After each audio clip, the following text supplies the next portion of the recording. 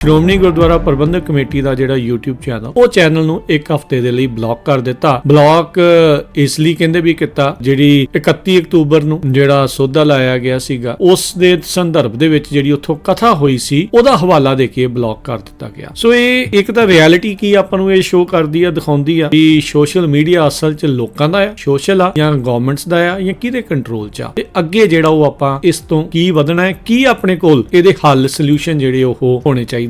ਗੱਲ ਹੈ ਵੀ YouTube ਨੇ ਆਪਣੇ ਆਪ ਦੇ ਉੱਤੇ ਤੇ ਇੰਨਾ ਨਹੀਂ ਕੀਤਾ, ਕਿਸੇ ਨਾ ਕਿਸੇ ਨੇ ਉਹਦੇ ਉੱਤੇ ਹਿੱਟ ਤਾਂ ਪਾਈ ਹੈ ਨਾ। ਐਗਜ਼ੈਕਟਲੀ। ਸੋ ਉਹ ਹਿੱਟ ਪਾਉਣ ਵਾਲੇ ਕੌਣ ਹੈ? YouTube ਵਾਲੇ ਨੂੰ ਪਤਾ ਹੋਊਗਾ, ਪਰ ਸਾਨੂੰ ਇਹਦੇ ਵਿੱਚ ਕੋਈ ਦੋ ਰਾਹ ਨਹੀਂ ਹੈ ਕਿ ਇਹ ਇੱਕ ਵਾਈਡਰ ਕੈਂਪੇਨ ਜਿਹੜੀ ਆਪਾਂ ਆਪਣੇ ਤਿੰਨ ਸ਼ਾਇਦ ਟਾਕ ਸ਼ੋ ਪਹਿਲਾਂ ਵੀ ਗੱਲ ਕੀਤੀ, ਇੱਕ ਰੀਨਿਊਡ ਕੈਂਪੇਨ ਚੱਲੀ ਆ ਜਿਹਦੇ ਵਿੱਚ ਜਿਹੜੇ ਸਿੱਖ ਚੈਨਲਸ ਆ ਜਾਂ ਸਿੱਖ ਜਿਹੜੇ ਸੋਸ਼ਲ ਮੀਡੀਆ ਹੈਂਡਲਸ ਆ ਉਹਨਾਂ ਨੂੰ ਬਲੌਕ ਕੀਤਾ ਜਾਂਦਾ ਰਿਹਾ। ਤੇ ਕਿਸਾਨੀ ਮੋਰਚੇ ਵੇਲੇ ਤਾਂ ਬਹੁਤ ਜ਼ਿਆਦਾ ਹੋਏ, ਉਹ ਤੋਂ ਪਹਿਲਾਂ ਵੀ ਹੁੰਦੇ ਰਹੇ ਆ। ਇਹ ਜਿਹੜੀ ਪ੍ਰੋਸੈਸ ਆ ਨਵੀਂ ਨਹੀਂ ਹੈਗੀ, 2012-13 ਤੋਂ ਹੀ ਇਹ ਜਿਹੜੀ ਪ੍ਰੋਸੈਸ ਆ ਉਹ ਚੱਲਦੀ ਹੈ। ਉਸ ਤੋਂ ਬਾਅਦ ਇੰਡੀਆ ਦੇ IT ਸੈਕਸ਼ਨ 69 ਤੇ ਇੱਕ ਕੁਝ ਰੂਲਸ ਬਣਾਏ ਜਿਹਦੇ ਵਿੱਚ ਗਵਰਨਮੈਂਟ ਦੇ ਕੋਲ ਸਿੱਧਾ ਕੰਟਰੋਲ ਆ ਗਿਆ। ਸ਼੍ਰੋਮਣੀ ਗੁਰਦੁਆਰਾ ਪ੍ਰਬੰਧਕ ਕਮੇਟੀ ਦਾ ਦਰਬਾਰ ਸਾਹਿਬ ਤੋਂ ਕੀਰਤਨ ਚੱਲਦਾ, ਮੈਂ ਦੇਖਦਾ ਸੀ ਤਕਰੀਬਨ 6-7 ਲੱਖ ਦੇ ਵਿਊ ਹੁੰਦੇ ਆ ਹਰ ਰੋਜ਼ ਜਿਹੜੇ ਹਾਂ, ਲੱਖ ਤੋਂ ਬੰਦਾ ਵੱਧ ਜੁੜਿਆ ਹੁੰਦਾ ਜਦੋਂ ਲਾਈਵ ਚੱਲ ਰਿਹਾ। ਹਾਂਜੀ 70 ਐਟ ਅ ਟਾਈਮ ਤੋਂ ਲੈਦਾ ਜਿਹੜੇ ਆਫਲਾਈਨ ਸੁਣਦੇ ਆ 6-7 ਲੱਖ ਜਿਹੜੀ ਔਨ ਐਵਰੇਜ ਉਹਦੀ ਵਿਊ, ਤੇ ਉਸ ਚੈਨਲ ਨੂੰ ਬਿਲਕੁਲ ਹੀ ਬਲੌਕ ਕਰ ਦਿੱਤਾ ਜਾਣਾ। ਉਹਦੇ ਵਿੱਚ ਮੈਨੂੰ ਇਹ ਲੱਗਦਾ ਕਿ ਆਪਾਂ ਨੂੰ ਇਹ ਚੀਜ਼ ਦੇਖਣ ਦੀ ਲੋੜ ਆ ਵੀ ਆਲ ਐਗਸ ਇਨ ਦਾ ਵਨ ਬਾਸਕਟ ਵਾਲੀ ਗੱਲ ਆ। ਸੋਸ਼ਲ ਮੀਡੀਆ ਤੇ ਰਿਲਾਇੰਸ, ਓਵਰ ਰਿਲਾਇੰਸ ਤੇ ਆਪਣੇ ਕੁਝ ਢੰਗ ਤਰੀਕੇ ਢਾਂਚੇ ਇਨਫਰਾਸਟ੍ਰਕਚਰ ਨਾ ਖੜਾ ਕਰਨਾ, ਉਹ ਇਹ ਆ ਵੀ ਸਾਨੂੰ ਆਪਾਂ ਦੂਜਿਆਂ ਦੇ ਉੱਤੇ ਡਿਪੈਂਡੈਂਟ ਜਿਹੜੀ ਆ ਉਹ ਸਾਡੀ ਡਿਪੈਂਡੈਂਸ ਜਿਹੜੀ ਉਹ ਕਿੰਨੀ ਜ਼ਿਆਦਾ ਵਾ, ਇਸ ਚੀਜ਼ ਦਾ ਆਪਾਂ ਨੂੰ ਇਤੋਂ ਸਹਿਜ ਅੰਦਾਜ਼ਾ ਹੋ ਜਾਂਦਾ। ਮੈਨੂੰ ਲੱਗਦਾ ਕਿ ਇਦਾਂ ਦੇ ਜਿਹੜੇ ਚਲੋ ਮਾੜੀ ਗੱਲ ਤਾਂ ਹੈ ਹੀ ਆ, ਪਰ ਇਹਦੇ ਤੋਂ ਕੁਝ ਲੈਸਨ ਵੀ ਲਰਨ ਕਰਨ ਨੂੰ ਮਿਲਦੇ, ਸਿੱਖਣ ਨੂੰ ਮਿਲਦੇ ਆ, ਹੈ ਨਾ। ਉਹ ਇਹ ਨੱਜ ਹੋ ਜਾਂਦਾ ਸਾਨੂੰ ਵੀ ਦੇਖੋ ਸਾਡੀ ਰਿਲਾਇੰਸ ਇੱਕ ਝਟਕੇ ਦੇ ਵਿੱਚ ਹੀ ਸਨੈਪ ਕਰ ਦੋ ਤੇ ਤੁਹਾਡਾ ਜਿਹੜੇ ਇਨਫੋਰਮੇਸ਼ਨ ਦਾ ਇਨਫਰਾਸਟ੍ਰਕਚਰ ਆ ਉਹ ਕਿੱਦਾਂ ਢਹਿ ਹੋ ਜਾਂਦਾ। ਸੋਸ਼ਲ ਮੀਡੀਆ ਉੱਤੇ ਅਗੇਨ ਜੋ ਦੇਖਦੇ ਆ ਉਹ ਅੱਜ ਦੇ ਸਮੇਂ ਤੇ ਇਹੀ ਕਹਿ ਸਕਦੇ ਕਿ ਬਹੁਤਾ ਸੱਚ ਨਹੀਂ ਹੁੰਦਾ। ਇਹ ਨਹੀਂ ਆ ਵੀ ਸੋਸ਼ਲ ਮੀਡੀਆ ਤੇ ਬਿਲਕੁਲ ਸੱਚ ਨਹੀਂ ਹੁੰਦਾ, ਪਰ ਉਹ ਸੱਚ ਜਿਹੜਾ ਵਾ ਉਹ ਸਾਨੂੰ ਲੱਭਣ ਜਾਣਾ ਪੈਂਦਾ, ਜਦ ਕਿ ਜਿਹੜਾ ਸਾਹਮਣੇ ਚੀਜ਼ਾਂ ਪਰੋਸੀਆਂ ਜਾਂਦੀਆਂ ਵਾ ਉਹ ਤੇ ਜਿਹੜੇ ਐਲਗੋਰਿਦਮਸ ਹੈਗੇ ਜ਼ਿਆਦਾ ਇੰਗੇਜਮੈਂਟ ਵਾਸਤੇ, ਉਹਦੇ ਵਿੱਚ ਬਹੁਤਾ ਕੰਟੈਂਟ ਕੋਈ ਪਾਏਗਾ ਨਹੀਂ ਹੁੰਦਾ। ਸੋ ਇਹ ਆਪਾਂ ਨੂੰ ਚੀਜ਼ ਧਿਆਨ ਰੱਖਣ ਦੀ ਲੋੜ ਆ। ਜਿਹੜੇ ਗੱਲ ਚੱਕਦੇ ਆ ਕਿ ਬ੍ਰੌਡਕਾਸਟਿੰਗ, ਟੈਲੀ ਬ੍ਰੌਡਕਾਸਟਿੰਗ ਜਿਹੜੀ ਆ ਉਹ ਕਿਉਂ ਨਹੀਂ ਸ਼੍ਰੋਮਣੀ ਗੁਰਦੁਆਰਾ ਪ੍ਰਬੰਧਕ ਕਮੇਟੀ ਸ਼ੁਰੂ ਕਰਤੀ, ਤੇ ਉਹਦੇ ਬਾਰੇ ਇਹ ਦੱਸਦੇ ਜਾਈਏ ਕਿ ਉਹ ਵੀ ਸੈਂਟਰ ਗਵਰਨਮੈਂਟ ਦੀ ਬ੍ਰੌਡਕਾਸਟਿੰਗ ਦੇ ਉਹਦੇ ਅੰਡਰ ਆਉਂਦੀ ਆ। ਲਾਇਸੈਂਸਿੰਗ ਆ ਉਹਦੇ ਉੱਤੇ ਜਿਹੜਾ ਕੰਮ ਆ ਕਾਫੀ ਚਿਰ ਤੋਂ ਸ਼੍ਰੋਮਣੀ ਗੁਰਦੁਆਰਾ ਪ੍ਰਬੰਧਕ ਕਮੇਟੀ ਜਿਹੜੀ ਕਰ ਰਹੀ, ਜਦ ਅਪਰੂਵਲ ਉਹਨਾਂ ਦੇ ਕੋਲ ਨਹੀਂ ਆਇਆ। ਪਰ ਚਲੋ ਸੋਸ਼ਲ ਮੀਡੀਆ ਇੱਕ ਚੀਜ਼ ਆ, ਉਹ ਤਾਂ ਫਿਰ ਥਰਡ ਪਾਰਟੀ ਯੂਜ਼ ਕਰਦੀ ਆ, YouTube ਇਸ ਕੇਸ ਦੇ ਵਿੱਚ ਜਾਂ Facebook ਜਾਂ ਕੋਈ ਸਟ੍ਰੀਮਿੰਗ ਐਪ, ਪਰ ਜਿਹੜਾ ਬ੍ਰੌਡਕਾਸਟਿੰਗ ਆ ਉਹ ਤਾਂ ਬਿਲਕੁਲ ਹੀ ਗਵਰਨਮੈਂਟ ਦੇ ਆਪਣੇ ਹੱਥ ਵਸ ਆ। ਹਾਂ, ਅਪਲਿੰਕ ਉਹਨਾਂ ਦੇ ਥਰੂ ਹੀ ਜਾਣਾ ਜਿੱਥੇ ਵੀ ਜਾਣਾ। ਹੁਣ 84 ਬਾਰੇ ਗੱਲਬਾਤ ਨਰਿੰਦਰ ਮੋਦੀ ਵੀ ਕਰਦੇ ਆ। 2 ਸਾਲ ਪਹਿਲਾਂ ਉਹਨੇ ਟਵੀਟ ਕੀਤਾ ਹੈ ਅਕਾਲ ਤਖਤ ਸਾਹਿਬ ਤੇ ਹਮਲਾ ਦੀ ਗੱਲ ਉਹਨਾਂ ਕਹੀ ਸੀ। ਰਾਜਨਾਥ ਸਿੰਘ ਨੇ ਤਾਂ ਕਿਹਾ ਵੀ ਜੈਨੋਸਾਈਡ ਵੀ ਹੋਇਆ ਲੈ ਕੇ ਆਉਂਦੇ ਆ। ਹੁਣ ਪਿੱਛੇ ਚਿਦੰਬਰਮ ਦਾ ਵੀ ਬਿਆਨ ਆਇਆ ਸੀ, ਤੇ 1984 ਬਾਰੇ ਗੱਲ ਕਰਨੀ ਦੇ ਉੱਤੇ ਕੋਈ ਏਡੀ ਰੌਲਾ ਨਹੀਂ ਹੈਗਾ, ਪਰ ਤੁਸੀਂ ਗੱਲ ਕੀ ਕਰਦੇ ਹੋ 84 ਬਾਰੇ, ਇਹ ਸਮੱਸਿਆ ਉੱਥੇ ਆਉਂਦੀ। ਜੇ ਤੇ ਆਪਾਂ ਫਿਰ ਅਗੇਨ ਰੀਫਰੇਜ਼ਿੰਗ ਕਿ ਜੇ ਇੱਥੋਂ ਤੱਕ ਵੀ ਲੁੱਟ ਹੋ ਗਿਆ, ਮਾਰ ਹੋ ਗਿਆ, ਬਹੁਤ ਨੁਕਸਾਨ ਹੋਇਆ, ਗਲਾਂ 'ਚ ਟਾਇਰ ਪੈ ਗਏ, ਉਹ ਗੱਲ ਜਿੰਨੀ ਮਰਜ਼ੀ ਕਰੀ, ਉਹ 'ਚ ਕੋਈ ਸਮੱਸਿਆ ਨਹੀਂ। ਪਰ ਸਮੱਸਿਆ ਉਦੋਂ ਆਉਂਦੀ ਆ ਕਿ ਜਦੋਂ ਤੁਸੀਂ ਗੱਲ ਕਰਦੇ ਹੋ ਵੀ ਉਹਦਾ ਰਿਸਪੌਂਸ ਜਿਹੜਾ ਉਹ ਸਿੱਖਾਂ ਨੇ ਕੀਤਾ ਉਹ ਜਿਹੜੀ ਗੱਲ ਆ ਰਾਜਕਰਨ, ਮੈਨੂੰ ਲੱਗਦਾ ਕਿ ਉਹਨੂੰ ਉਹ ਕਣ ਮਾਰਨਾ ਇਹਨਾਂ ਨੇ। ਹਾਂਜੀ ਸੋ ਉਹ ਜਿਹੜੀ ਗੱਲਬਾਤ ਹੈਗੀ ਆ ਨਾ, ਨੈਰੇਟਿਵ ਅੱਗੇ ਰੱਖਣ ਦੀ ਵੀ ਸਿੱਖ ਨੇ ਕਿੱਦਾਂ ਰਿਸਪੌਂਡ ਕੀਤਾ ਜਾਂ ਸਿੱਖ ਹਿਸਟੋਰੀਕਲੀ ਕਿੱਦਾਂ ਰਿਸਪੌਂਡ ਕਰਦੇ ਰਹੇ ਆ, ਉਹ ਜਿਹੜਾ ਨੈਰੇਟਿਵ ਆ ਉਹ ਸ਼ਾਇਦ ਜਿਹੜਾ ਉਹ ਸਾਹਮਣੇ ਨਹੀਂ ਆਉਣ ਦੇਣਾ ਚਾਹੁੰਦੇ। ਹੁਣ ਜਿਹੜੇ ਵਾਈਟ ਹਾਊਸ ਆ AI ਨੂੰ ਲੈ ਕੇ ਜਿਹੜੇ AI ਲਾਜ਼ ਜਿਹੜੇ ਕੁਝ ਬਣਾਏ ਜਾ ਰਹੇ ਆ ਉਸ ਦੇ ਉਲਟ ਬੇਸਿਕਲੀ ਵੀ ਕਾਨੂੰਨ ਨਾ ਬਣਨ, ਰੈਗੂਲੇਟ ਨਾ ਹੋਵੇ। ਆਈ ਥਿੰਕ ਜੋ ਸਮਝ ਆ ਰਿਹਾ ਵੀ ਉਸ ਚੀਜ਼ ਦੇ ਉਲਟ ਐਗਜ਼ੈਕਟਿਵ ਆਰਡਰ ਜਿਹੜਾ ਉਹ ਤਿਆਰ ਕੀਤਾ ਜਾ ਰਿਹਾ। ਰਾਜਕਰਨ ਦੀਆਂ ਜੜ੍ਹਾਂ 2 ਜਗ੍ਹਾ ਉੱਤੇ ਪਈਆਂ ਹੋਈਆਂ ਮੇਰੇ ਓਪੀਨੀਅਨ ਦੇ ਅਕੋਰਡਿੰਗ। ਸੋ ਪਹਿਲੀ ਜਿਹੜੀ ਰਾਜਕਰਨ ਦੀ ਜੜ ਆ ਉਹ ਪਈ ਹੋਈ ਆ ਜਿਹੜਾ ਇਸ ਸਾਲ ਦੇ ਸ਼ੁਰੂ ਦੇ ਵਿੱਚ ਪੈਰਿਸ ਸਮਿਟ ਹੁੰਦਾ ਵਾ AI ਦਾ, ਉਹਦੇ ਵਿੱਚ ਉਹਦੇ ਤੋਂ ਥੋੜੇ ਦਿਨ ਪਹਿਲਾਂ 2-2.5 ਹਫ਼ਤੇ ਪਹਿਲਾਂ ਜਿਹੜਾ ਡੀਪ ਸੀਕ ਰਿਲੀਜ਼ ਕਰਦਾ ਚਾਹਿਆ। ਦਸੰਬਰ ਤੋਂ ਪਹਿਲਾਂ ਇਹ ਮੰਨਿਆ ਜਾ ਰਿਹਾ ਸੀ, 2024 ਤੋਂ ਪਹਿਲਾਂ ਇਹ ਮੰਨਿਆ ਜਾ ਰਿਹਾ ਸੀ ਜਿਹੜਾ US ਹੈ ਇਹ ਕਾਫੀ ਅੱਗੇ ਆ AI ਰੇਸ ਦੇ ਵਿੱਚ ਪੂਰੀ ਦੁਨੀਆ ਤੋਂ। ਜਿਹੜੀ ਯੂਐਸ ਦੀਆਂ ਚੰਦ ਕੰਪਨੀਆਂ ਤੁਸੀਂ ਉਹਨਾਂ ਨੂੰ ਉਂਗਲਾਂ ਦੇ ਉੱਤੇ ਗਿਣ ਸਕਦੇ ਹੋ, ਉਹਨਾਂ ਦੀ ਪੂਰੀ ਚੜ੍ਹਾਈ ਆ AI ਦੇ ਵਿੱਚ। ਤੇ ਬਾਕੀ ਹੋਰ ਵੀ ਕੋਈ ਕੰਟਰੀ, ਕੋਈ ਜਿਹੜਾ ਦੇਸ਼ ਆ ਉਹ ਬਰਾਬਰ ਨਹੀਂ ਹੈਗਾ। ਤੇ ਦੂਸਰਾ ਜਿਹੜੀ ਰਾਜਕਾਨੇ ਦੀ ਜੜ ਆ ਉਹ ਆਫ ਕੋਰਸ ਜਿਹੜੀ ਇੰਡਸਟਰੀ ਆ ਉਹਦੇ ਵਿੱਚ ਪਈ ਆ ਕਿ ਇੰਡਸਟਰੀ ਜਿਹੜੀ ਆ ਉਹਨਾਂ ਦੀ ਕੋਸ਼ਿਸ਼ ਇਹ ਹੁੰਦੀ ਵੀ ਘੱਟੋ ਘੱਟ ਜਿਹੜੇ ਸਾਨੂੰ ਟਾਈਮ, ਰਿਸੋਰਸਿਸ, ਪੈਸਾ ਜਿਹੜਾ ਉਹ ਕੰਪਲਾਇੰਸ ਦੇ ਵਿੱਚ ਸਪੈਂਡ ਕਰਨਾ ਪਏ, ਤੇ ਬਿਜ਼ਨੈਸਿਸ ਹਮੇਸ਼ਾ ਚਾਹੁੰਦੇ ਆ ਵੀ ਘੱਟੋ ਘੱਟ ਜਿਹੜੇ ਸਾਨੂੰ ਕੰਪਲਾਇੰਸ ਜਿਹੜੇ ਆ ਉਹ ਸਾਹਮਣੇ ਆਉਣ। ਈਲਨ ਮਸਕ ਦੁਨੀਆ ਦਾ ਸਭ ਤੋਂ ਅਮੀਰ ਆਦਮੀ, ਉਹ ਇਹ ਕਹਿ ਰਿਹਾ ਵੀ ਅਗਲੇ 10-20 ਸਾਲਾਂ 'ਚ 2 ਦਹਾਕਿਆਂ 'ਚ ਕੰਮ ਜਿਹੜਾ ਆਪਸ਼ਨਲ ਹੋ ਜਾਊਗਾ, ਜ਼ਰੂਰੀ ਨਹੀਂ ਹੋਊਗਾ ਵੀ ਕੰਮ ਕਰਨਾ ਹੈ ਕਿ ਨਹੀਂ। ਜਿਹੜੀ ਮਨੀ ਆ ਉਹ ਇਰਰੈਲੇਵੈਂਟ ਹੋ ਜਾਊਗੀ ਬਿਕੋਜ਼ AI ਤੇ ਰੋਬੋਟਿਕਸ ਦੇ ਕਰਕੇ। ਸਤਿ ਸ੍ਰੀ ਅਕਾਲ। Punjabi radio USA, Punjabi TV USA ਦੇ ਉੱਤੇ ਸਵਾਗਤ ਹੈ। ਮੈਂ ਰਾਜਕਨਵੀਰ ਸਿੰਘ। ਜੁੜ ਚੁੱਕੇ ਨੇ ਮੇਰੇ ਨਾਲ ਇਸ ਮੌਕੇ ਹਰਵਿੰਦਰ ਸਿੰਘ ਕੰਗ। ਸ਼ੋਅ ਲੈ ਕੇ ਹਾਜ਼ਰ ਹੋ ਚੁੱਕੇ ਹਾਂ ਪੰਜਾਬੀ ਟੈਕ ਟਾਕ। ਹਰਵਿੰਦਰ ਜੀ, ਆਇਆਂ ਨੂੰ ਸਵਾਗਤ ਹੈ। ਸਤਿ ਸ੍ਰੀ ਅਕਾਲ ਜੀ। ਸਤਿ ਸ਼੍ਰੀ ਅਕਾਲ। ਰਾਜਕਨਵੀਰ ਸਿੰਘ ਤੇ ਪੰਜਾਬੀ ਰੇਡੀਓ USA ਸੁਣਨ ਵਾਲੇ ਪੰਜਾਬੀ TV ਵੇਖ ਰਹੇ ਸਾਡੇ ਸਾਰੇ ਮਾੜੇ ਸਰੋਤੇ ਤੇ ਵਿਊਅਰਸ ਦਾ ਨਿੱਘਾ ਜੀ ਆਇਆਂ ਕਰਦੇ ਆ ਪ੍ਰੋਗਰਾਮ ਪੰਜਾਬੀ ਟੈਕ ਟਾਕ ਦੇ ਵਿੱਚ। ਟੈਕਨੋਲੋਜੀ ਦੀ ਦੁਨੀਆ ਦੇ ਵਿੱਚ ਕੀ ਕੁਝ ਚੱਲ ਰਿਹਾ ਆ ਉਹਦੇ ਬਾਰੇ ਜਿਹੜੀ ਆਪਾਂ ਇਸ ਪ੍ਰੋਗਰਾਮ ਦੇ ਵਿੱਚ ਚਰਚਾ ਕਰਦੇ ਹਾਂ। ਬਹੁਤ ਹੀ ਨਵੇਂ ਤਰ੍ਹਾਂ ਦੀਆਂ ਜਿਹੜੀਆਂ ਚੀਜ਼ਾਂ, ਤਕਨੀਕਾਂ ਆ ਰਹੀਆਂ ਹੁੰਦੀਆਂ ਆ ਉਹਦੇ ਬਾਰੇ, ਜਾਂ ਚੱਲ ਰਹੀ ਜਿਹੜੀ ਤਕਨੀਕ ਆ ਉਸ ਦੀ ਡੂੰਘਾਈ ਦੇ ਵਿੱਚ ਜਾਣ ਦੀ ਕੋਸ਼ਿਸ਼ ਕਰਦੇ ਹਾਂ। ਅਤੇ ਇਸ ਦੇ ਨਾਲ ਟੈਕਨੋਲੋਜੀ ਦੀ ਦੁਨੀਆ ਨਾਲ ਸੰਬੰਧਿਤ ਕੁਛ ਲੇਟੈਸਟ ਅਪਡੇਟਸ, ਖਬਰਾਂ ਜੋ ਹੋ ਰਹੀਆਂ ਆ, ਮਨੀ ਕਿੱਧਰ ਨੂੰ ਫਲੋ ਕਰ ਰਹੀ ਆ, ਕੀ ਆ ਰਿਹਾ ਆ, ਉਹਦੇ ਬਾਰੇ ਵੀ ਆਪਾਂ ਡਿਸਕਸ਼ਨ ਕਰਨ ਦੀ ਜਿਹੜੀ ਆ ਕੋਸ਼ਿਸ਼ ਸਾਡੀ ਹਮੇਸ਼ਾ ਰਹਿੰਦੀ ਆ। ਅੱਜ ਦੀ ਸ਼ੁਰੂਆਤ ਹਰਵਿੰਦਰ ਗੱਲ ਕਰਦੇ ਹਾਂ ਵੀ ਇਹਨਾਂ ਕੰਪਨੀਆਂ ਦੇ ਕੋਲ, ਚਾਹੇ ਉਹ AI ਵਾਲੀਆਂ ਜਾਂ ਸੋਸ਼ਲ ਮੀਡੀਆ ਵਾਲੀਆਂ ਆ, ਅਕਸਰ ਆਪਾਂ ਗੱਲ ਕਰਦੇ ਵੀ ਕੰਟਰੋਲ ਕਿੰਨਾ ਜ਼ਿਆਦਾ ਆ। ਉਹ ਆਮ ਲੋਕਾਂ ਦੀ ਦੁਨੀਆ ਨੂੰ ਤਾਂ ਕੰਟਰੋਲ ਕਰ ਹੀ ਰਹੀਆਂ ਆ। ਛੋਟੀਆਂ ਕਮਿਊਨਿਟੀ ਤੋਂ ਲੈ ਕੇ ਵੱਡੀਆਂ ਕਮਿਊਨਿਟੀਜ਼ ਤੱਕ ਉਹਨਾਂ ਨੂੰ ਕੀ ਦਿਖਾਉਣਾ, ਕੀ ਸੁਣਾਉਣਾ, ਦੁਨੀਆ ਤੱਕ ਕੀ ਪਹੁੰਚਾਉਣਾ, ਉਹਦੇ ਉੱਤੇ ਵੀ ਬਹੁਤ ਜ਼ਿਆਦਾ ਜਿਹੜਾ ਇਹਨਾਂ ਦਾ ਕੰਟਰੋਲ ਵੱਧ ਚੁੱਕਾ ਹੋਇਆ। ਇਨਫੈਕਟ ਪੂਰਾ ਹੀ ਕੰਟਰੋਲ ਆ। ਜਦੋਂ ਸਰਕਾਰਾਂ ਨਾਲ ਮਿਲ ਕੇ ਚੱਲਦੇ ਆ ਤਾਂ ਫਿਰ ਗੱਲ ਆਪਣੇ ਸਾਹਮਣੇ ਜਿਹੜੀ ਉਹ ਸਾਹਮਣੇ ਸਾਫ਼ ਹੋ ਜਾਂਦੀ ਆ।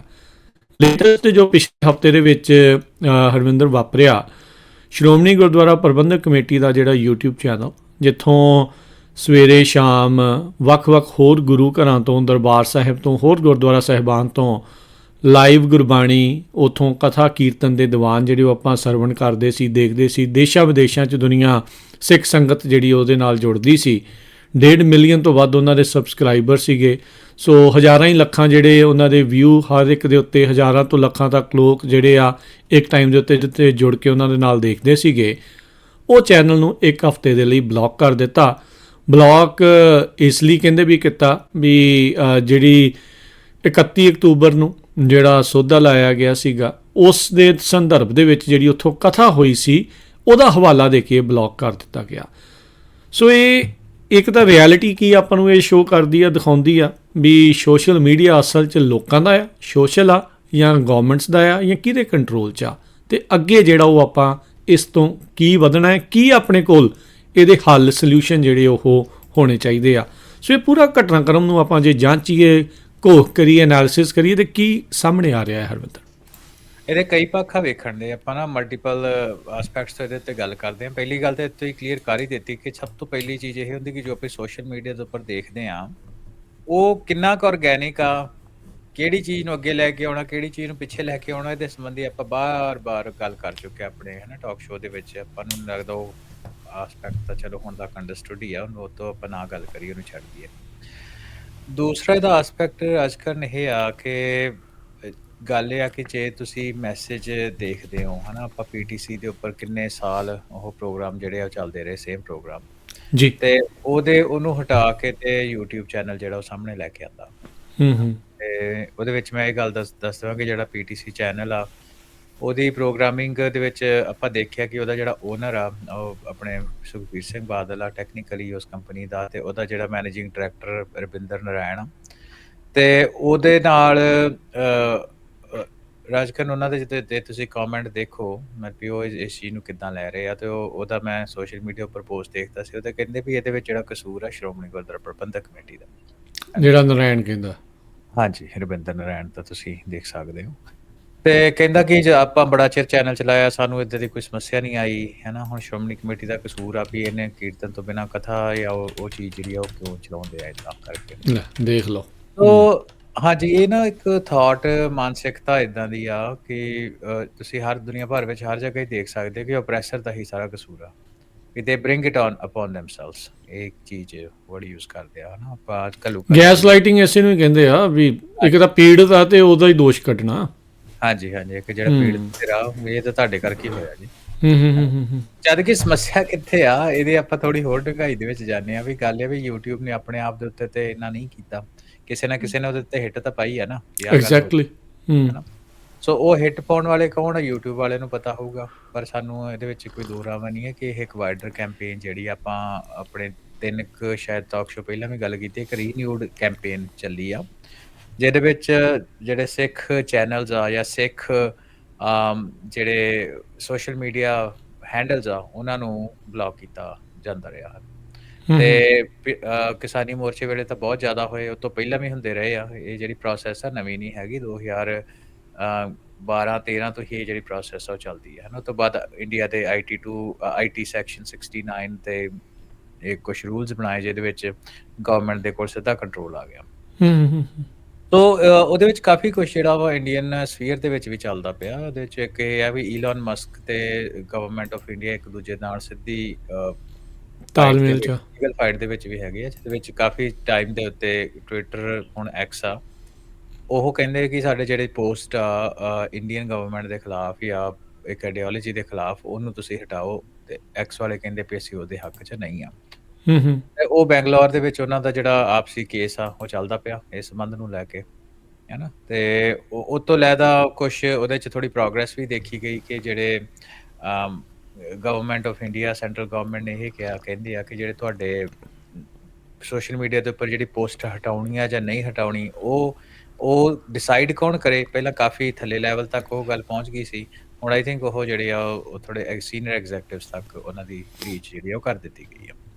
ਸੋ ਥੋੜਾ ਜਿਹਾ ਉਸ ਪੱਖੋਂ ਕੰਟਰੋਲ ਹੋਇਆ। ਪਰ ਇਹ ਤਾਂ ਚਲੋ ਜਨਰਲ ਗੱਲਾਂ ਬਾਤਾਂ ਹੋ ਗਈਆਂ ਨੇ, ਪਰ ਜਦੋਂ ਸਿੱਖ ਪਰਸਪੈਕਟਿਵ ਆਉਂਦਾ, ਡਜ਼ ਨਾਟ ਮੈਟਰ ਤੁਸੀਂ ਕਿਹੜੇ ਚੈਨਲ ਦੇ ਵਿੱਚ। ਹੁਣ ਸ਼੍ਰੋਮਣੀ ਗੁਰਦੁਆਰਾ ਪ੍ਰਬੰਧਕ ਕਮੇਟੀ ਦਾ ਜਿਹੜਾ ਦਰਬਾਰ ਸਾਹਿਬ ਤੋਂ ਕੀਰਤਨ ਚੱਲਦਾ, ਮੈਂ ਦੇਖਦਾ ਸੀ ਤਕਰੀਬਨ 6-7 ਲੱਖ ਉਹਦੇ ਵਿਊ ਹੁੰਦੇ ਆ ਹਰ ਰੋਜ਼, ਜਿਹੜੇ ਉਹ ਹੁੰਦੇ ਆ। ਹਾਂ, ਲੱਖ ਕੁ ਤੋਂ ਬੰਦਾ ਵੱਧ ਜੁੜਿਆ ਹੁੰਦਾ ਜਦੋਂ ਹਾਂਜੀ, ਲਾਈਵ ਲੱਖ ਚੱਲ ਰਿਹਾ ਦਾ, ਹੁੰਦਾ ਹਾਂਜੀ, ਹਾਂਜੀ, 70-80 ਐਟ ਏ ਟਾਈਮ। ਹੁੰਦੇ ਆ।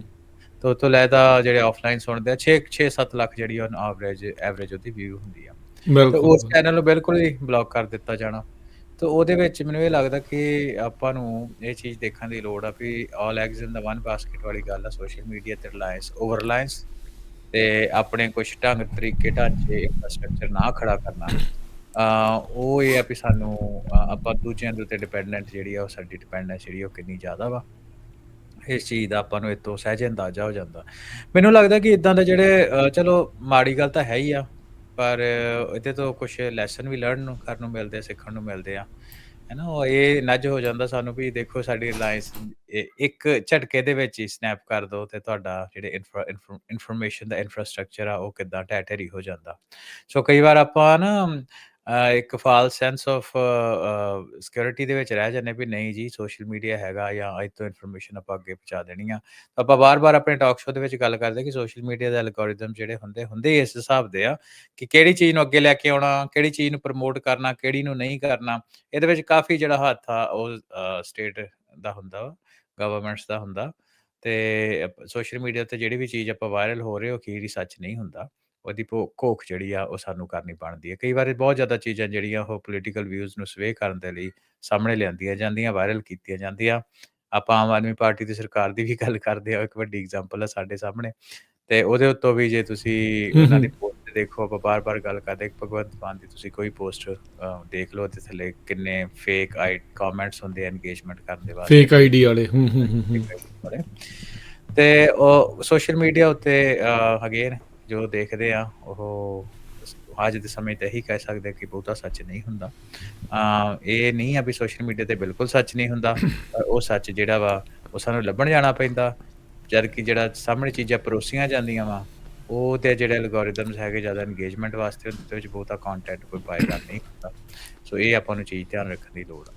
ਤੇ ਦੂਸਰੀ ਜਿਹੜੀ ਅਗਲੀ ਗੱਲ ਆ ਉਹ ਹੈਗੀ ਕਿ ਥੋੜਾ ਜਿਹਾ ਮੈਂ ਟੱਚ ਕੀਤਾ ਸੀ ਇਨਫਰਾਸਟ੍ਰਕਚਰ ਖੜੇ ਕਰਨ ਦਾ। ਹੂੰ ਹੂੰ ਹੂੰ। ਤੇ YouTube ਦੇ ਉੱਪਰੋਂ ਇਹ ਜਿਹੜਾ ਕਨੈਕਸ਼ਨ ਆ ਸਨੈਪ ਕੀਤੇ ਜਾ ਸਕਦੇ ਆ ਤੇ ਉਹਦਾ ਹੋਰ ਹੱਲ ਕੀ ਹੋ ਸਕਦਾ, ਹਨਾ? ਹੂੰ। ਸੋ ਕਈ ਜਿਹੜੇ ਗੱਲ ਇਹ ਚੱਕਦੇ ਆ ਕਿ ਬ੍ਰਾਡਕਾਸਟਿੰਗ ਟੈਲੀ ਬ੍ਰਾਡਕਾਸਟਿੰਗ ਜਿਹੜੀ ਆ ਉਹ ਕਿਉਂ ਨਹੀਂ ਸ਼੍ਰੋਮਣੀ ਗੁਰਦੁਆਰਾ ਪ੍ਰਬੰਧਕ ਕਮੇਟੀ ਸ਼ੁਰੂ ਕਰ ਦਿੱਤੀ, ਉਹਦੇ ਬਾਰੇ ਇਹ ਦੱਸਦੇ ਜਾਈਏ ਕਿ ਉਹ ਵੀ ਸੈਂਟਰ ਗਵਰਨਮੈਂਟ ਦੀ ਬ੍ਰਾਡਕਾਸਟਿੰਗ ਦੇ ਉਹਦੇ ਅੰਡਰ ਆਉਂਦੀ ਹੈ, ਤੇ ਅੰਡਰ ਜਿਹੜਾ ਆਉਂਦੇ ਆ ਯਾ ਲਾਇਸੈਂਸਿੰਗ ਆ ਉਹਦੇ ਉੱਤੇ ਜਿਹੜਾ ਕੰਮ ਆ ਕਾਫੀ ਚਿਰ ਤੋਂ ਸ਼੍ਰੋਮਣੀ ਗੁਰਦੁਆਰਾ ਪ੍ਰਬੰਧਕ ਕਮੇਟੀ ਜਿਹੜੀ ਕਰ ਰਹੀ, ਜਦ ਅਪਰੂਵਲ ਉਹਨਾਂ ਦੇ ਕੋਲ ਨਹੀਂ ਆਇਆ। ਪਰ ਚਲੋ ਸੋਸ਼ਲ ਮੀਡੀਆ ਇੱਕ ਚੀਜ਼ ਆ, ਉਹ ਤਾਂ ਫਿਰ ਥਰਡ ਪਾਰਟੀ ਯੂਜ਼ ਕਰਦੀ ਆ, YouTube ਇਸ ਕੇਸ ਦੇ ਵਿੱਚ, ਜਾਂ Facebook ਜਾਂ ਕੋਈ ਸਟ੍ਰੀਮਿੰਗ ਐਪ। ਪਰ ਜਿਹੜਾ ਬ੍ਰਾਡਕਾਸਟਿੰਗ ਆ ਤੇ ਉਹ ਤਾਂ ਬਿਲਕੁਲ ਹੀ ਗਵਰਨਮੈਂਟ ਦੇ ਆਪਣੇ ਹੱਥ ਵਸ ਆ ਨਾ। ਹਾਂ, ਅਪਲਿੰਕ ਉਹਨਾਂ ਦੇ ਥਰੂ ਹੀ ਜਾਣਾ ਜਿੱਥੇ ਵੀ ਜਾਣਾ। ਹਾਂ, ਤੇ ਅਗਲਾ ਜਿਹੜਾ ਜਿਹੜੀ ਗੱਲ ਆ ਉਹ ਕਿਹੜੀ ਆਉਂਦੀ ਆ, ਉਹ ਇਹ ਆ ਕਿ ਫਿਰ ਅਗੇਨ ਥਰਡ ਪਾਰਟੀ ਰਿਲਾਇੰਸ ਹੈਗੀ ਹੈ ਕਿ ਸੈਟੇਲਾਈਟ ਬੇਸ ਕਮਿਊਨੀਕੇਸ਼ਨ ਹੋ ਸਕਦੀ ਆ, ਪਰ ਜਿਹੜੇ ਈਲਨ ਜਿੱਦਾਂ ਯੂਕਰੇਨ ਦੇ ਵਿੱਚ ਸਟਾਰਲਿੰਕ ਸਟਾਰਲਿੰਕ ਹੈ ਨਾ, ਪਰ ਅੱਜ ਦੇ ਟਾਈਮ ਦੇ ਵਿੱਚ ਸਟਾਰਲਿੰਕ ਦੀ ਇੰਡੀਆ ਦੇ ਵਿੱਚ ਜਿਹੜਾ ਆਪਰੇਸ਼ਨ ਆ ਉਹ ਵੀ ਗਵਰਨਮੈਂਟ ਦੇ ਇੰਟਰਨੈਟ ਸਰਵਿਸ ਪ੍ਰੋਵਾਈਡਰਸ ਜਾਂ ਉਹਨਾਂ ਦੇ ਉੱਥੇ ਕੋਈ ਮੈਨੂੰ ਲੱਗਦਾ ਸੋਸ਼ਲ ਮੀਡੀਆ ਹਰਵਿੰਦਰ ਹੈ ਹੀ ਨਹੀਂ ਜਿਹੜਾ ਅਸਲ 'ਚ ਜਿਹੜਾ ਆਪਾਂ ਕਹੀਏ ਵੀ ਇਹ ਜ਼ਿਆਦਾ ਜਾਂ ਗਵਰਨਮੈਂਟ ਦੀ ਉੱਤੋਂ ਬਗੈਰ।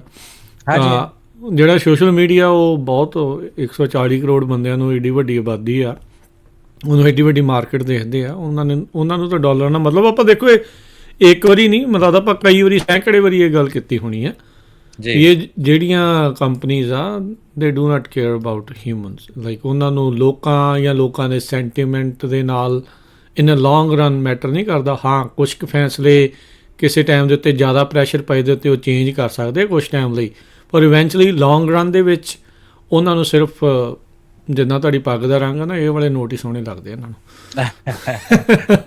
ਨਾ। ਗੱਲ ਠੀਕ ਹੈ, ਪਰ ਵੇਖੋ ਗੱਲ ਇਹ ਨਾ ਵੀ ਕੈਪੀਟਲਿਸਟ ਸੋਸਾਇਟੀ ਦਾ ਕੀ ਮਤਲਬ ਆ, ਕੈਪੀਟਲ ਪ੍ਰਧਾਨ ਆ, ਕੈਪੀਟਲ ਪ੍ਰਧਾਨ ਆ, ਤੇ ਜਿਹਦੇ ਵਿੱਚ ਕੁਝ ਤੁਸੀਂ ਐਥੀਕਲ ਫੈਸਲੇ ਵੀ ਦੇਖਦੇ ਹੋ ਤੇ ਉਹ ਵੀ ਕੈਪੀਟਲ ਨੂੰ ਮੁੱਖ ਰੱਖ ਕੇ ਹੁੰਦੇ ਆ, ਵੀ ਕਈ ਵਾਰ ਬੈਡ ਪ੍ਰੈਸ ਹੋ ਜਾਂਦੀ, ਬੈਡ ਪੀਆਰ ਹੋ ਜਾਂਦੀ। ਹਾਂਜੀ, ਜਿਹੜਾ ਉਹ ਜ਼ਰੂਰ ਰੱਖਦੇ ਆ ਕਿ ਜਿਹਦੇ ਨਾਲ ਇਵੈਂਚੁਅਲੀ ਜਿਹੜਾ ਤੇ ਤੁਹਾਡੇ ਬਾਟਮ ਲਾਈਨ ਦੇ ਉੱਤੇ ਫਰਕ ਨਾ ਪਏ। ਮੇ ਵੀ ਇਦਾਂ ਵੀ ਕਰਨਾ ਚਾਹੀਦਾ ਆ ਹਰਵਿੰਦਰ, ਵੀ ਇੱਕ ਚੈਨਲ ਦੀ ਥਾਂ ਤੇ ਮੇ ਵੀ 10-12 ਚੈਨਲ ਦੇ ਉੱਤੇ ਲਾਈਵ ਕਰਨਾ ਚਾਹੀਦਾ, ਮਲਟੀਪਲ ਪਲੇਟਫਾਰਮਸ ਦੇ ਉੱਤੇ ਲਾਈਵ ਕਰਨਾ ਜਿਹੜਾ ਉਹ ਚਾਹੀਦਾ। ਹਾਂਜੀ। ਸੋ ਵਿੱਚ ਹੀ ਰੰਬਲ ਆਉਂਦਾ ਆ, ਚਾਹੇ ਉਹ ਐਕਸ ਹੋਵੇ ਚਾਹੇ ਹੋਰ ਆ, ਲਾਈਕ ਐਜ਼ ਮੈਨੀ ਐਜ਼ ਪੋਸੀਬਲ ਉਹ ਸਾਰੀਆਂ ਚੀਜ਼ਾਂ ਦੇਖਣੀਆਂ ਪੈਣੀਆਂ। ਅਦਰਵਾਈਜ਼ ਇੱਕ ਦੇ ਉੱਤੇ ਡਿਪੈਂਡੈਂਸੀ ਤਾਂ ਫਿਰ ਉਹੀ ਵੀ ਹਰ ਇੱਕ ਚੀਜ਼ ਇੱਕੋ ਪਾ ਲਓ ਤੁਸੀਂ ਥੈਲੀ, ਅਤੇ ਉਹ ਥੈਲੀ ਤੁਹਾਨੂੰ ਪਾਟ ਜਾਵੇ ਤਾਂ ਫਿਰ ਸਭ ਕੁਝ ਖਿਲਰ ਜਾਣਾ, ਖਿੰਡ ਜਾਣਾ। ਸੋ ਉਹ ਵੀ ਕੁਛ ਵੈਲਿਊਏਸ਼ਨ ਦੇਖਣੀ ਪੈਣੀ। ਪਰ ਇਹਦਾ ਜਵਾਬ ਕੀ ਹੋਣਾ ਚਾਹੀਦਾ ਹੈ, YouTube ਨੂੰ ਕੀ ਜਵਾਬ ਹੋਣਾ ਚਾਹੀਦਾ? ਹਾਂ ਜੀ, ਅਖੀਰਲੀ ਜਿਹੜੀ ਮੇਰੀ ਗੱਲ ਇਹ ਹੈ ਕਿ ਜਵਾਬ ਜਿਹੜਾ ਇਹਦਾ ਇਹਦੀ ਸਖਤ ਅਪਰੋਚ ਹੋਣੀ ਚਾਹੀਦੀ। ਆਮ ਤੌਰ ਦੇ ਉੱਤੇ ਸ਼੍ਰੋਮਣੀ ਗੁਰਦੁਆਰਾ ਪ੍ਰਬੰਧਕ ਕਮੇਟੀ ਵਿੱਚ ਕੀ ਹੁੰਦਾ ਕਿ ਜਦੋਂ ਕੋਈ ਸਮੱਸਿਆ ਆ ਜਾਂਦੀ ਆ, ਇੱਕ ਲੈਟਰ ਲਿਖਦੇ ਆ, ਇੱਕ ਉਹਨਾਂ ਦਾ ਸਟੈਂਡਰਡ ਆਪਰੇਟਿੰਗ ਪ੍ਰੋਸੀਜਰ ਆ, ਲੈਟਰ ਲਿਖਦੇ ਆ, ਲੈਟਰ ਲਿਖ ਕੇ ਤੇ ਉਹਨਾਂ ਨੇ, ਮੈਨੂੰ ਲੱਗਦਾ ਕਿਸੇ ਨੇ ਕਿਸੇ ਨਾਲ ਮੈਂ ਗੱਲ ਕਰਦਾ, ਉਹਨੇ ਕਿਹਾ ਵੀ ਲੈਟਰਾਂ ਲਿਖ ਕੇ ਤੇ ਨਾਲ ਅਲਮਾਰੀਆਂ ਭਰੀਆਂ ਪਈਆਂ ਤੇ ਉਹਦੇ ਤੋਂ ਉਸ ਤੋਂ ਬਾਅਦ ਕੋਈ ਕਮੇਟੀ ਨਹੀਂ ਬਣਦੀ, ਕੋਈ ਕੁਛ ਨਹੀਂ। ਸੋ ਚੇਤਾ ਹੋਏਗਾ ਕਿ 2012 ਦੇ ਵਿੱਚ ਕੁਝ ਜਿਹੜੇ ਸਿੱਖ ਚੈਨਲ ਸੀ, ਉਹਨਾਂ ਵਿੱਚੋਂ ਇੱਕ ਸਿੱਖ ਸਿਆਸਤੀ, ਉਹਨਾਂ ਨੂੰ ਬ੍ਰਾਡਕਾਸਟਿੰਗ ਇਨਫੋਰਮੇਸ਼ਨ ਤੋਂ ਚਿੱਠੀ ਆਈ ਸੀ ਕਿ ਤੁਸੀਂ ਜੋ ਕੋਈ ਪੋਸਟ ਪਾਈ ਆ ਜਾਂ ਕੋਈ ਵੀਡੀਓ ਪਾਈ ਸੀ ਉਸ ਟਾਈਮ ਦੇ ਉੱਤੇ, ਉਹਦਾ ਸਪਸ਼ਟੀਕਰਨ ਦਿਓ, ਹੈ ਨਾ। ਸੋ ਸਪਸ਼ਟੀਕਰਨ ਦਿੱਤਾ। ਉਸ ਸਪਸ਼ਟੀਕਰਨ ਤੋਂ ਬਾਅਦ ਕਹਿੰਦੇ ਵੀ ਇੰਡੀਆ ਦੀ ਸੋਵਰੈਨਿਟੀ ਨੂੰ ਤੁਸੀਂ ਚੈਲੰਜ ਕਰਦੇ, ਸ਼ਾਇਦ ਇੱਦਾਂ ਦੀ ਕੋਈ ਗੱਲਬਾਤ ਹੈਗੀ ਸੀ। ਤੇ ਉਹ ਟਾਈਮ ਦੇ ਉੱਤੇ ਗੱਲਾਂ ਬਾਤਾਂ ਸੁਣੀਆਂ ਤੇ ਗਾਹਾਂ ਜਿਹੜਾ ਕੰਮ ਆ ਉਹ ਤੁਰਿਆ। ਉਹ ਚੈਨਲ ਅਨਬਲੌਕ ਕਰ ਦਿੱਤਾ ਗਿਆ, ਸਾਲ ਬਾਅਦ ਉਹ ਫਿਰ ਬਲੌਕ ਕਰ ਦਿੱਤਾ, ਉਹ ਕਦੇ ਵੀ ਦੁਬਾਰਾ ਅਨਬਲੌਕ ਨਹੀਂ ਹੋਇਆ। ਸੋ ਉਹਦੇ ਵਿੱਚ ਇਹ ਆ ਕਿ ਇੱਕ ਨਾ ਮੋਡਸ ਆਪਰੈਂਡੀ ਇਹਦੇ ਵਿੱਚ ਸਮਝਣ ਦੀ ਲੋੜ ਹੈ ਜਦੋਂ ਆਪਾਂ ਹੱਲ ਵੱਲ ਤੁਰਦੇ ਹਾਂ ਵੀ ਕਿਹੜੇ ਪਾਸੇ ਨੂੰ ਕੰਮ ਜਾਂਦਾ। ਮੋਡਸ ਆਪਰੈਂਡੀ ਇਹ ਆ ਕਿ ਕੋਈ ਵੀ ਜਿਹੜਾ ਮਸਲਾ ਹੈਗਾ ਉਹਨੂੰ ਲਾਅ ਐਂਡ ਆਰਡਰ ਦੇ ਨਾਲ, ਟੈਰਰਿਜ਼ਮ ਦੇ ਨਾਲ ਜੋੜ ਦੇਣਾ। ਤੇ ਉਹ ਇੱਕ ਨੈਰੇਟਿਵ ਬਿਲਡਿੰਗ ਦਾ ਵੀ ਇੱਕ, ਤੁਸੀਂ ਨਾ ਇਹਨੂੰ ਇੱਕ ਨੈਰੋ ਵਿਜ਼ਨ ਦੇ ਨਾਲ ਨਹੀਂ ਦੇਖ ਸਕਦੇ ਸਾਰੇ ਆਈਡੀਆ ਨੂੰ। ਹੁਣ ਜਦੋਂ ਸ਼੍ਰੋਮਣੀ ਗੁਰਦੁਆਰਾ ਪ੍ਰਬੰਧਕ ਕਮੇਟੀ ਦੇ ਚੈਨਲ ਦੀ ਵੀ ਮੰਨ ਲਓ ਮਿਸਾਲ ਦੇ ਤੌਰ ਦੇ ਉੱਤੇ ਬਾਹਰ ਗੱਲ ਹੁੰਦੀ ਹੈ, ਤੇ ਮੈਂ ਤੁਹਾਨੂੰ ਅੱਗੇ ਜਿਹੜੇ ਰਵਿੰਦਰ ਨਾਰਾਇਣ ਦੀ ਪੋਸਟ ਜਿਹੜੀ ਆ PTC ਦੇ ਉਹਨਾਂ ਦੀ, ਉਹਦੇ ਬਾਰੇ ਤੁਹਾਨੂੰ ਜਾਣਕਾਰੀ ਦਿੱਤੀ ਹੈ ਨਾ, ਮੈਂ ਦਿਖਾਵਾਂ ਜੇ ਆਪਾਂ ਸ਼ੋਅ ਵੀ ਕਰ ਦਿੰਦੇ ਹਾਂ। ਹਾਂਜੀ ਹਾਂਜੀ। ਸੋ ਉਹਦੇ ਵਿੱਚ ਗੱਲ ਇਹ ਹੈ ਕਿ ਇਹਨੂੰ ਕਨਵਰਸੇਸ਼ਨ ਜਿਹੜੇ ਪਾਸੇ ਨੂੰ ਹੋਣੀ ਚਾਹੀਦੀ ਆ ਉਸ ਪਾਸੇ ਤੋਂ ਕਨਵਰਸੇਸ਼ਨ ਨੂੰ ਸਵੇ ਕਰਕੇ ਇਹਨੂੰ ਸਿਕਿਉਰਿਟੀ, ਦੇਸ਼ ਦੀ ਏਕਤਾ, ਅਖੰਡਤਾ, ਉਹਦੇ ਪਾਸੇ ਨੂੰ ਤੁਸੀਂ ਇਹਨੂੰ ਦੇਖ ਸਕਦੇ ਹੋ। ਤੇ ਉਹਦੇ ਵਿੱਚ ਆਹ ਤੁਸੀਂ ਦੇਖ ਸਕਦੇ ਇਹਦੇ ਵਿੱਚ ਲਿਖਿਆ। ਮੈਨੂੰ ਇਹ ਲੱਗਦਾ ਕਿ ਤੁਸੀਂ ਉਹਨੂੰ ਹਾਈਲਾਈਟ ਕਰੋ ਥੋੜਾ ਜਿਹਾ, ਜਿਹਦੇ ਵਿੱਚ ਇਹ ਕਹਿੰਦੇ ਆ ਵੀ ਜਦੋਂ ਅਸੀਂ ਤੈਨੂੰ ਹੈਂਡਲ ਕੀਤਾ, The core mistake lies with SGPC, ਆ ਦੇਖੋ। The core mistake lies with the SGPC instead of keeping Gurbani channel dedicated to Gurbani Kirtan, they mixed in Katha. ਇਹ ਕਥਾ ਤੇ ਇਹਨਾਂ ਦੇ ਵੀ ਚੈਨਲ ਤੇ ਚੱਲਦੀ ਰਹੀ ਆ, PTC ਤੇ ਵੀ। It's a serious strategic error. I have reportedly said SGPC does not have the team or understanding how social media platform or broadcast algorithm works. So ਕਹਿਣ ਦਾ ਮਤਲਬ ਇਹ ਆ ਵੀ ਜਿਹੜੇ ਵਿਕਟਿਮ ਆ ਉਹਨਾਂ ਦੀ ਬਲੇਮਿੰਗ ਜਿਹੜੀ ਆ ਇਹ ਉਹਨਾਂ ਦੇ ਇੰਡੀਆ ਦਾ ਇਨਫਰਾਸਟ੍ਰਕਚਰ ਦਾ ਹਿੱਸਾ ਹੈ। ਸੋ ਇਹ ਵੀ ਉੱਥੋਂ ਹੀ ਬੋਲ ਰਹੇ ਆ, ਜਦ ਕਿ ਇਹਦੇ ਤੇ ਗੱਲਬਾਤ ਜਿਹੜੀ ਹੋਣੀ ਚਾਹੀਦੀ ਹੈ। ਤੁਸੀਂ ਹੁਣ ਜਿਹੜੀ ਅਗਲੀ ਗੱਲ ਆ, ਜਦੋਂ ਸੋਲੂਸ਼ਨ ਦੀ ਗੱਲ ਕਰਦੇ ਉਹਦੇ ਅਖੀਰ ਵਿੱਚ ਤੁਸੀਂ ਜੇ ਥੱਲੇ ਕਮੈਂਟਸ ਦੇਖੋ, ਸਿੱਖਾਂ ਦੇ ਵੀ ਕਮੈਂਟ, ਸੋ ਕਾਲਡ ਸਿੱਖ ਉਹਨਾਂ ਦੇ ਵੀ ਕਮੈਂਟਸ ਥੱਲੇ ਇਦਾਂ ਦੇ ਵੀ ਹਾਂ ਵੀ ਬਿਲਕੁਲ ਠੀਕ ਗੱਲ ਆ ਜਿਹੜੀ ਤੁਸੀਂ ਗੱਲ ਕਹੀ ਆ, ਥੈਂਕ ਯੂ ਫॉर ਅਬਲਜੀਤ ਬੱਲੀ ਹੈ ਨਾ, ਪੱਤਰਕਾਰ ਆ, ਉਹਨਾਂ ਦੇ ਵਿੱਚ ਵੀ thank you for ਸਜੈਸਟਿੰਗ correcting ways ਹੈ ਨਾ। ਤੇ ਜੋ ਵੀ ਆ ਤੁਸੀਂ ਇਹਦੇ ਵਿੱਚ ਇਹ ਦੇਖੋ ਵੀ ਜਿਹੜੀ ਗੱਲ ਅਸਲ ਚ ਹੋਣੀ ਚਾਹੀਦੀ, ਤੁਸੀਂ ਦੇਖੋ ਵੀ SGPC must rethink his digital approach, keep Gurbani channel strictly Gurbani. ਮਤਲਬ ਇਤਿਹਾਸ ਕਿੱਥੇ ਜਾਣਾ ਆ, ਉਹ ਤੋਂ ਬਗੈਰ ਤੁਹਾਡੀ ਕੀ ਆ, ਉਹਨੂੰ ਸਮਝਣ ਦੇ ਲਈ ਇਤਿਹਾਸ ਨਾਲ ਆ ਨਾ। ਹਾਂਜੀ, ਸੋ ਇੱਕ ਬਿਲਕੁਲ ਤੁਹਾਨੂੰ ਨਾ ਨੈਰੇਟਿਵ ਸੈੱਟ ਕਰਕੇ ਦਿੰਦੇ ਆ ਕਿ ਤੁਸੀਂ ਉਹਦੇ ਚ ਪਲੇ ਜਿੰਨਾ ਮਰਜ਼ੀ ਕਰੀ ਜਾਓ। ਗੁੱਡ ਸੁਜੈਸ਼ਨ ਹੈ ਨਾ। ਕਈ ਥੱਲੇ ਜਾਣ ਦੇ ਆ ਇੱਕ ਥੱਲੇ ਨੇ ਕਮੈਂਟ ਸੋਹਣਾ ਦਿੱਤਾ ਵੀ it's a realization that for six it's to build everything of their own, ਹੈ ਨਾ। ਸੋ ਵਧੀਆ ਕਨਸੈਪਟ ਇਹ ਹੈਗਾ ਵਾ, ਪਰ ਗੱਲ ਉਹਦੇ ਚ ਇਹ ਆ ਕਿ ਇੱਕ ਇਹਨੂੰ ਨਾ ਜਦੋਂ ਆਪਾਂ ਇਦਾਂ ਦੀ ਸਮੱਸਿਆਵਾਂ ਨੂੰ ਸੋਚਦੇ ਤੇ ਬਹੁਤ ਨੈਰੋਲੀ ਇਹਨੂੰ ਨਹੀਂ ਸੋਚਣਾ ਚਾਹੀਦਾ, ਇਹਨੂੰ ਵਾਈਡਰ ਜਿਹੜੇ ਐਂਗਲ ਤੋਂ ਇਹਨੂੰ ਦੇਖਣਾ ਚਾਹੀਦਾ ਹੈ ਨਾ। ਤੇ ਉਹਦੇ ਤੋਂ ਇਹ ਜਿਹੜੀ ਸਾਰੀ ਗੱਲਬਾਤ ਜਿਹੜੀ ਸਮਝ ਆ ਜਾਊਗੀ ਵੀ ਇਹ ਗੱਲਬਾਤ ਜਿਹੜੀ ਕਿੱਥੋਂ ਚੱਲ ਰਹੀ ਆ। ਪਰ ਇਹ ਹੈ ਵੀ ਚਲੋ ਇੱਕ ਜਦੋਂ ਇਦਾਂ ਦੇ ਇੰਸੀਡੈਂਟ ਹੁੰਦੇ ਆ ਸਾਨੂੰ ਹਿਲਾਉਣਾ ਵੀ ਮਿਲਦਾ ਉਸ ਚੀਜ਼ ਨੂੰ ਲੈ ਕੇ, ਤੇ ਉਹਦਾ ਜਿਹੜਾ ਜਵਾਬ ਆ ਹੈ ਨਾ ਇਸ ਚੀਜ਼ ਨੂੰ ਲੈ ਕੇ ਤਕਨੀਕੀ ਤੌਰ ਦੇ ਉੱਤੇ ਇਹਦਾ ਜਵਾਬ ਹੋ ਸਕਦਾ। ਮੈਜੋਰਿਟੀ ਤੌਰ ਤੇ ਡਾਇਵਰਸੀਫਿਕੇਸ਼ਨ, ਆਪਣੇ ਜਿਹੜੇ ਸਟ੍ਰੈਟੇਜਿਕ ਥਾਟਸ ਹੈਗੀਆਂ, ਸਟ੍ਰੈਟੇਜਿਕ ਕਮਿਊਨੀਕੇਸ਼ਨ ਚੈਨਲਸ ਹੈਗੇ, ਉਹਨਾਂ ਦੀ ਰਿਲਾਇੰਸ ਆਪਣੇ ਤੋਂ ਬਾਹਰ ਨਾ ਕਰਨੀ, ਆਪਣੇ ਉੱਦਾਂ ਦੇ ਇਨਫਰਾਸਟ੍ਰਕਚਰ ਸੈਟਅਪ ਕਰਨੇ, ਉਹ ਸਮੇਂ ਦੀ ਮੰਗ ਆ ਤੇ ਉਹਦੇ ਪਾਸੇ ਆਪਾਂ ਨੂੰ ਤੁਰਨਾ ਚਾਹੀਦਾ। ਇਵੈਂਚੁਅਲੀ ਇਲਾਜ ਇਹੀ ਆ। ਉੱਦਾਂ ਅੱਜ YouTube ਤੋਂ ਰੀਅਪੀਲ ਕਰਕੇ ਹਫ਼ਤੇ ਬਾਅਦ ਫੇਰ ਬਹਾਲੀ ਹੋ ਜਾਊਗੀ। ਤੇ ਪਰ ਤੁਸੀਂ ਦੇਖੋ ਨਾ ਹਰਵਿੰਦਰ, ਇਹਦੇ ਵਿੱਚ ਮਸਲਾ ਨਾਲ ਇਹ ਵੀ ਹੈ ਨਾ, ਚਲੋ ਬਹਾਲੀ ਹੋ ਗਈ ਜਾਂ ਰੀਬਹਾਲੀ ਜਿੱਦਾਂ ਕਹਿ ਲਓ ਵੀ ਤੁਸੀਂ ਵੀ ਉਹ ਹੋ ਗਈ, ਫਿਰ ਇਨ ਦੀ ਐਂਡ ਲੋਕਾਂ ਦੇ ਮਨ ਦੇ ਵਿੱਚ ਤੇ ਇਹਨਾਂ ਦੇ ਉੱਥੇ ਕਰਨ ਵਾਲੇ ਨੇ ਕਹਿਣਾ ਚਲੋ ਯਾਰ ਹੁਣ ਕਥਾ ਨਾ ਲਾਇਆ ਕਰੋ, ਜਾਂ ਅਗਲੇ ਉਹਨਾਂ ਨੇ ਪ੍ਰਚਾਰਕਾਂ ਨੂੰ ਕਹਿ ਦੇਣਾ ਨਹੀਂ ਯਾਰ ਤੁਸੀਂ ਆਹ ਗੱਲ ਨਾ ਕਰਿਓ। ਹਾਂਜੀ, ਮਤਲਬ ਆਪਾਂ ਤਾਂ ਲੂਜ਼ ਕਰ ਗਏ ਨਾ ਬੈਟਲ। ਗੱਲ ਹੀ ਉਹ ਆ ਨਾ, ਉਧਰ ਉਸ ਪਾਸੇ ਨਹੀਂ ਤੁਹਾਨੂੰ ਪੁਸ਼ ਕੀਤਾ ਜਾਂਦਾ ਹੈ ਨਾ। ਹੁਣ ਜਿਹੜੇ ਮਿਸਾਲ ਦੇ ਤੌਰ ਦੇ ਉੱਤੇ ਜਿਹੜੇ ਸਿੱਖਾਂ ਦੇ ਚੈਨਲ ਆ ਹੈ ਨਾ, ਤੁਸੀਂ ਜੋ ਮਰਜ਼ੀ ਪੰਜਾਬ ਦੇ ਵਿੱਚੋਂ ਗੰਦ ਬਕੀ ਜਾਓ, ਜੋ ਮਰਜ਼ੀ ਗੰਦ ਮੰਦ ਪਾਈ ਜਾਓ YouTube ਦੇ ਉੱਤੇ, ਤੁਹਾਨੂੰ ਕਿਸੇ ਨੇ ਕੁਝ ਨਹੀਂ ਕਹਿਣਾ। ਤੁਸੀਂ ਕੋਈ ਸਟ੍ਰੈਟੇਜਿਕ ਸਿੱਖਾਂ ਦੀ 1984 ਦੀ ਸਿੱਖ ਪਰਸਪੈਕਟਿਵ ਦੀ, ਈਵਨ ਮੈਂ ਇਹਦੇ ਵਿੱਚ ਹੈ ਨਾ ਓਪਨਲੀ ਵੀ ਗੱਲ ਕਰ ਲਈ ਨਾ ਵੀ ਆਪਣੇ ਪੰਜਾਬੀ ਦੇ ਚੈਨਲ ਹੈਗੇ ਆ ਕੁਛ, ਜਿਨ੍ਹਾਂ ਦੇ ਵਿੱਚ ਜਸਵੀਰ ਸਿੰਘ ਟਾਕਸ ਕਰਕੇ ਇੱਕ ਚੈਨਲ ਹੈਗਾ ਸੀ, ਜਸਵੀਰ ਸਿੰਘ ਮੁਕਤਸਰ ਮੁੰਡਾ ਚਲਾਉਂਦਾ ਸੀ। ਸੋ ਉਹਦੇ ਵਿੱਚ ਇੰਟਰਵਿਊ ਸੀ ਸਿੰਪਲ ਬਾਬਾ ਹਰਨਾਮ ਸਿੰਘ ਧੁੰਮਾਂ ਦੀ, ਜਿਹਦੇ ਵਿੱਚ RSS ਦੇ ਸੰਬੰਧ ਵਿੱਚ ਕੁਝ ਗੱਲ ਕਹੀ ਸੀ, ਸਵਾਲ ਪੁੱਛੇ ਸੀਗੇ। ਹਾਂ, ਕੁਝ ਸਵਾਲ ਪੁੱਛੇ ਸੀ, ਉਹ ਕਾਫੀ ਪਪੂਲਰ ਹੋਈ ਥੋੜੇ ਕੁ ਦਿਨੀ, ਤਾਂ 24 ਘੰਟੇ ਬਾਅਦ ਹੀ ਉਹ ਨਾ ਕਿ ਕੱਲੀ ਉਹਦੇ ਉੱਤੇ ਬੈਨ ਲੱਗਾ ਆਪਣੇ ਇੰਟਰਵਿਊ ਉੱਪਰ, ਜਦ ਕਿ ਪੂਰੇ ਦੇ ਪੂਰੇ ਚੈਨਲ ਦੇ ਡੀਮੋਨੇਟਾਈਜੇਸ਼ਨ ਹੋ ਗਈ। 2 ਵਾਰੀ ਹੋ ਗਿਆ ਉਹ ਮੁੰਡੇ ਦੇ ਨਾਲ, ਇਦਾਂ ਮੁੰਡੇ ਦੇ ਨਾਲ 2 ਵਾਰੀ ਹੋ ਗਿਆ। ਤੇ ਗੱਲ ਉਹਦੇ ਚ ਕੀ ਕਰਨੇ ਵਾਲੀ ਵੀ ਟੈਰਰਿਸਟ ਆਰਗੇਨਾਈਜੇਸ਼ਨ ਹੈ ਨਾ। ਗੱਲ ਇਹ ਵੀ ਦੇਖੋ ਹਰਵਿੰਦਰ, ਲਾਈਕ ਆਪਾਂ ਕਦੀ ਕਿਸੇ ਨੂੰ ਨਹੀਂ ਦੱਸਿਆ, ਆਪਣਾ ਵੀ ਜਿਹੜਾ ਚੈਨਲ ਇੰਡੀਆ ਦੇ ਵਿੱਚ ਬਲੌਕ ਆ ਇਹੀ ਕਰਕੇ ਆ, ਉਹ ਵੀ ਕਥਾ ਇਹੀ ਸੀਗੀ। ਹਾਂਜੀ, ਜਿਹਦੇ ਕਰਕੇ ਆਪਣੇ ਹਾਂ ਨਾ ਵੀ ਆਪਣੇ ਦੇ ਉੱਤੇ ਜਿਹੜਾ ਬਲੌਕ ਲਾਇਆ ਆ ਪੰਜਾਬੀ ਰੇਡੀਓ USA ਦੇ ਚੈਨਲ ਦੇ ਉੱਤੇ, ਮਨੀਟਾਈਜੇਸ਼ਨ ਉਹਦੀ ਬੰਦ ਕੀਤੀ ਆ। ਇੱਕ ਇਹ ਸੀਗਾ ਤੇ ਇੱਕ ਜਿਹੜੇ 2020 ਵਾਲੇ ਰੈਫਰੈਂਡਮ ਦੀ ਜਿਹੜੀ ਕਵਰੇਜ ਆ, ਉਹ 2 ਚੀਜ਼ਾਂ ਦੇ ਕਰਕੇ। ਹਾਂਜੀ, ਸੋ ਤੁਸੀਂ ਸੋਸ਼ਲ ਮੀਡੀਆ ਉੱਤੇ ਕੀ ਗੱਲ ਕਰਨੀ ਹੈ ਕੀ ਨਹੀਂ ਕਰਨੀ, ਉਹਦੀ ਇੱਕ ਵੱਡੀ ਐਗਜ਼ਾਮਪਲ ਹੁਣ ਸਾਡੇ ਸਾਹਮਣੇ ਆ ਹੈ ਨਾ। ਵੀ ਗੱਲ ਇਹ ਆ ਵੀ ਜਿਹੜੇ ਬੰਦੇ ਦਾ ਚਲੋ ਪਰਮਾਤਮਾ ਦੀ ਬੜੀ ਕਿਰਪਾ ਵੀ ਜਿਹੜੇ ਲੋਕਾਂ ਦੀ ਆਪਾਂ ਜਿਹੜੇ ਚੈਨਲ ਤੇ ਆਪਾਂ ਇੱਥੇ ਗੱਲ ਕਰਦੇ ਪਏ ਆ, ਆਪਣੇ ਪੰਜਾਬੀ ਰੇਡੀਓ USA, ਆਪਾਂ ਚਲੋ ਹੱਕਾਂ ਦੀ ਗੱਲ ਕਰਦੇ ਰਹਿਣਾ। ਸ਼੍ਰੋਮਣੀ ਗੁਰਦੁਆਰਾ ਪ੍ਰਬੰਧਕ ਕਮੇਟੀ ਉਹਨਾਂ ਦਾ ਜਿਹੜਾ ਪ੍ਰਾਇਮਰੀ ਸੋਰਸ ਆਫ ਇਨਕਮ ਆ ਉਹ ਸੋਸ਼ਲ ਮੀਡੀਆ ਨਹੀਂ ਆ। ਹਾਂਜੀ, ਜਦ ਕਿ ਜਿਹੜੇ ਲੋਕਾਂ ਦੀ ਲਾਈਵਲੀਹੁੱਡ ਜਿਹੜੀ ਆ ਸੋਸ਼ਲ ਮੀਡੀਆ ਦੀ ਵਿਊਜ਼ ਤੇ ਲਾਈਕ ਤੋਂ ਆ ਹਨਾ, ਉਹਨਾਂ ਦੀ ਕੰਟੈਂਟ ਦੀ ਪੈਨੀਟ੍ਰੇਸ਼ਨ ਤੋਂ ਆ, ਉਹਨਾਂ ਦੀ ਰੋਟੀ ਉੱਤੇ ਲੱਤ ਮਾਰਨ ਵਾਲੀ ਗੱਲ ਹੁੰਦੀ ਹੈ। ਇਹ ਸਾਰੇ ਟੂਲਸ ਹੁੰਦੇ ਆ ਜਿਹਦੇ ਉੱਤੇ ਜਿਹੜੇ ਨੈਰੇਟਿਵ ਆ ਉਹ ਸ਼ੇਪ ਕੀਤਾ ਜਾਂਦਾ। ਬਿਲਕੁਲ, ਉਹਦੇ ਥਰੂ ਹੀ ਪ੍ਰੋਪੇਗੈਂਡਾ, ਪੈਸੇ ਦੇ ਨਾਲ ਹੀ ਲੋਕਾਂ ਨੂੰ ਨਚਾਇਆ ਜਾਂਦਾ, ਪੈਸੇ ਦੇ ਨਾਲ ਹੀ ਹਨਾ। ਤਾਂ ਕਰਕੇ ਆਪਾਂ ਆਪਣੇ ਬਾਰ-ਬਾਰ ਆਪਣੇ ਸ਼ੋਅ ਦੇ ਵਿੱਚ ਇਹੀ ਗੱਲਬਾਤ ਕਰਦੇ ਆ ਵੀ ਜੋ ਸੋਸ਼ਲ ਮੀਡੀਆ ਤੇ ਤੁਸੀਂ ਦੇਖਦੇ ਹੋ, ਸਮਾਂ ਸਪੈਂਡ ਕਰਦੇ ਹੋ, ਉਹਦੇ ਉੱਤੇ ਆਪਾਂ ਨੂੰ ਥੋੜਾ ਜਿਹਾ ਜਿਹੜਾ ਵਿਰਾਮ ਆ ਉਹਦੀ ਲਾਉਣ ਦੀ ਲੋੜ ਆ। ਫਿਰ ਮੈਂ ਰਿਪੀਟ ਕਰਦਾ, ਪ੍ਰੋਸੈਸ ਕਿੱਦਾਂ ਵਰਕ ਕਰਦੀ ਆ। ਪੁਰਾਣੇ ਟਾਈਮ ਦੇ ਵਿੱਚ ਕੀ ਹੁੰਦਾ ਸੀ, ਅਸੀਂ ਐਜ਼ ਅ ਹਿਊਮਨ ਬਾਹਰ ਜਾਂਦੇ ਸੀ, ਘਰ ਦੇ ਉੱਤੋਂ ਪੈਸਾ, ਆਪਣਾ ਟਾਈਮ ਸਪੈਂਡ ਕਰਕੇ ਪੈਸਾ ਕਮਾਉਂਦੇ ਸੀ, ਪੈਸਾ ਉਹ ਲੈ ਕੇ ਅਸੀਂ ਬਾਜ਼ਾਰ ਦੇ ਵਿੱਚ ਜਾਂਦੇ ਸੀ, ਬਾਜ਼ਾਰ ਦੇ ਉੱਤੋਂ ਆਪਾਂ ਚੀਜ਼ਾਂ ਖਰੀਦਦੇ ਸੀ ਜਾਂ ਸਪੈਂਡ ਕਰਦੇ ਸੀ। ਫਿਰ over the period of time ਕੀ ਹੋਇਆ, ਟੈਕਨੋਲੋਜੀ ਦੇ ਨਾਲ ਤੁਸੀਂ ਪੈਸੇ ਸਪੈਂਡ ਕਰਨ ਵਾਲੇ ਹੋ, ਤੁਹਾਨੂੰ ਕਿਤੇ ਜਾਣ ਦੀ ਲੋੜ ਨਹੀਂ, ਤੁਹਾਡੇ ਘਰੇ ਜੋ ਤੁਹਾਨੂੰ ਚਾਹੀਦਾ ਹੈ ਨਾ ਉਹ ਮਿਲ ਜੂਗਾ। ਫਿਰ ਹੁਣ ਜਿਹੜਾ ਅਗਲਾ ਸਟੈਪ ਰਾਜਕਰਨ ਚੱਲ ਰਿਹਾ ਉਹ ਇਹ ਆ ਵੀ ਤੁਹਾਨੂੰ ਪੈਸਾ ਵੀ ਕਮਾਉਣ ਦੀ ਲੋੜ ਨਹੀਂ, ਸਿੱਧਾ ਹੀ ਤੁਸੀਂ ਟਾਈਮ ਖਰਚੋ ਤੇ ਜਿਹੜੇ ਤੁਹਾਨੂੰ ਜਿਹੜੀ ਐਂਟਰਟੇਨਮੈਂਟ ਜਾਂ ਹੋਰ ਸਾਧਨ ਆ ਇਹ ਤੁਹਾਡੇ ਘਰੇ ਆ। ਤਾਂ ਇਹਦੇ ਵਿੱਚ ਆਪਾਂ ਛੋਟੇ ਹੁੰਦੇ ਇਹ ਚੀਜ਼ ਪੜ੍ਹਦੇ ਹਾਂ, time is money, time is everything. Gurbani ਵਿੱਚ ਵੀ ਇਹਦਾ ਬਾਰ-ਬਾਰ ਹੈ ਨਾ ਆਉਂਦਾ, ਬੇੜਾ ਬੰਨ ਨਾ ਸਕਿਓ ਬੰਧਨ ਕੀ ਵੇਲਾ। ਵੇਲੇ ਦੀ ਜਿਹੜੀ ਗੱਲ ਹੁੰਦੀ ਆ ਉਹ ਬਹੁਤ ਜ਼ਿਆਦਾ ਇੰਪੋਰਟੈਂਟ ਆ।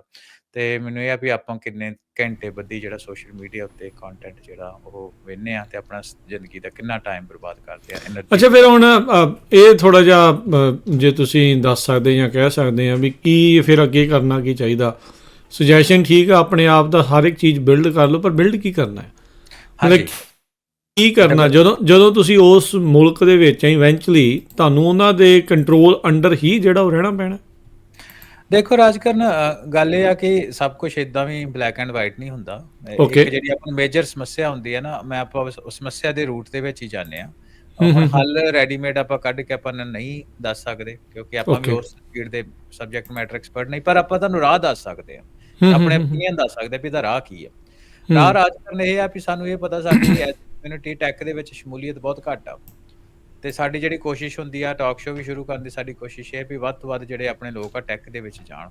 ਜਦੋਂ ਤੁਸੀਂ ਟੈਕ ਦੇ ਵਿੱਚ ਜਾਂਦੇ ਹੋ, ਉਸ ਟੈਕਨੋਲੋਜੀਜ਼ ਨੂੰ ਸਮਝਦੇ ਹੋ, ਤੇ ਉੱਥੋਂ ਜਦੋਂ ਕੋਈ ਪ੍ਰੋਬਲਮ ਸਟੇਟਮੈਂਟ ਤੁਹਾਡੇ ਸਾਹਮਣੇ ਆਉਂਦੀ ਹੈ, ਇਸ ਕੇਸ ਦੇ ਵਿੱਚ ਆਪਣਾ ਸਿੱਖਾਂ ਦਾ ਕੋਈ ਇਨਫਰਾਸਟ੍ਰਕਚਰ, ਟੈਕਨੀਕਲ ਇਨਫਰਾਸਟ੍ਰਕਚਰ ਐਗਜ਼ਿਸਟ ਨਹੀਂ ਕਰਦਾ, ਜਦੋਂ ਉਹਦੇ ਤੇ ਚਾਰ ਸਿਰ ਜੋੜ ਕੇ ਬਹਿਣਗੇ ਤੇ ਹੱਲ ਉਹਨਾਂ ਰਾਜਕਰਨ ਬੜਾ ਇਨੋਵੇਟਿਵ ਜਿਹਾ ਕੱਢ ਲਿਆਉਣਾ। ਦੁਨੀਆ ਭਰ ਦੇ ਵਿੱਚ ਇਹ ਚੀਜ਼ਾਂ ਚੱਲਦੀਆਂ ਹੈ ਨਾ। ਜਦੋਂ ਸਬਜੈਕਟ ਮੈਟਰ ਐਕਸਪਰਟ ਲੋਕੀ ਇਕੱਠੇ ਹੋ ਕੇ ਬਹਿੰਦੇ ਆ, ਕੋਈ ਸਮੱਸਿਆ ਦੇ ਵੱਲ ਦੇਖਦੇ ਆ ਤੇ ਉਸ ਸਮੱਸਿਆ ਦਾ ਉਹ ਹੱਲ ਕੱਢ ਲਿਆਉਂਦੇ ਆ, ਹੈ ਨਾ।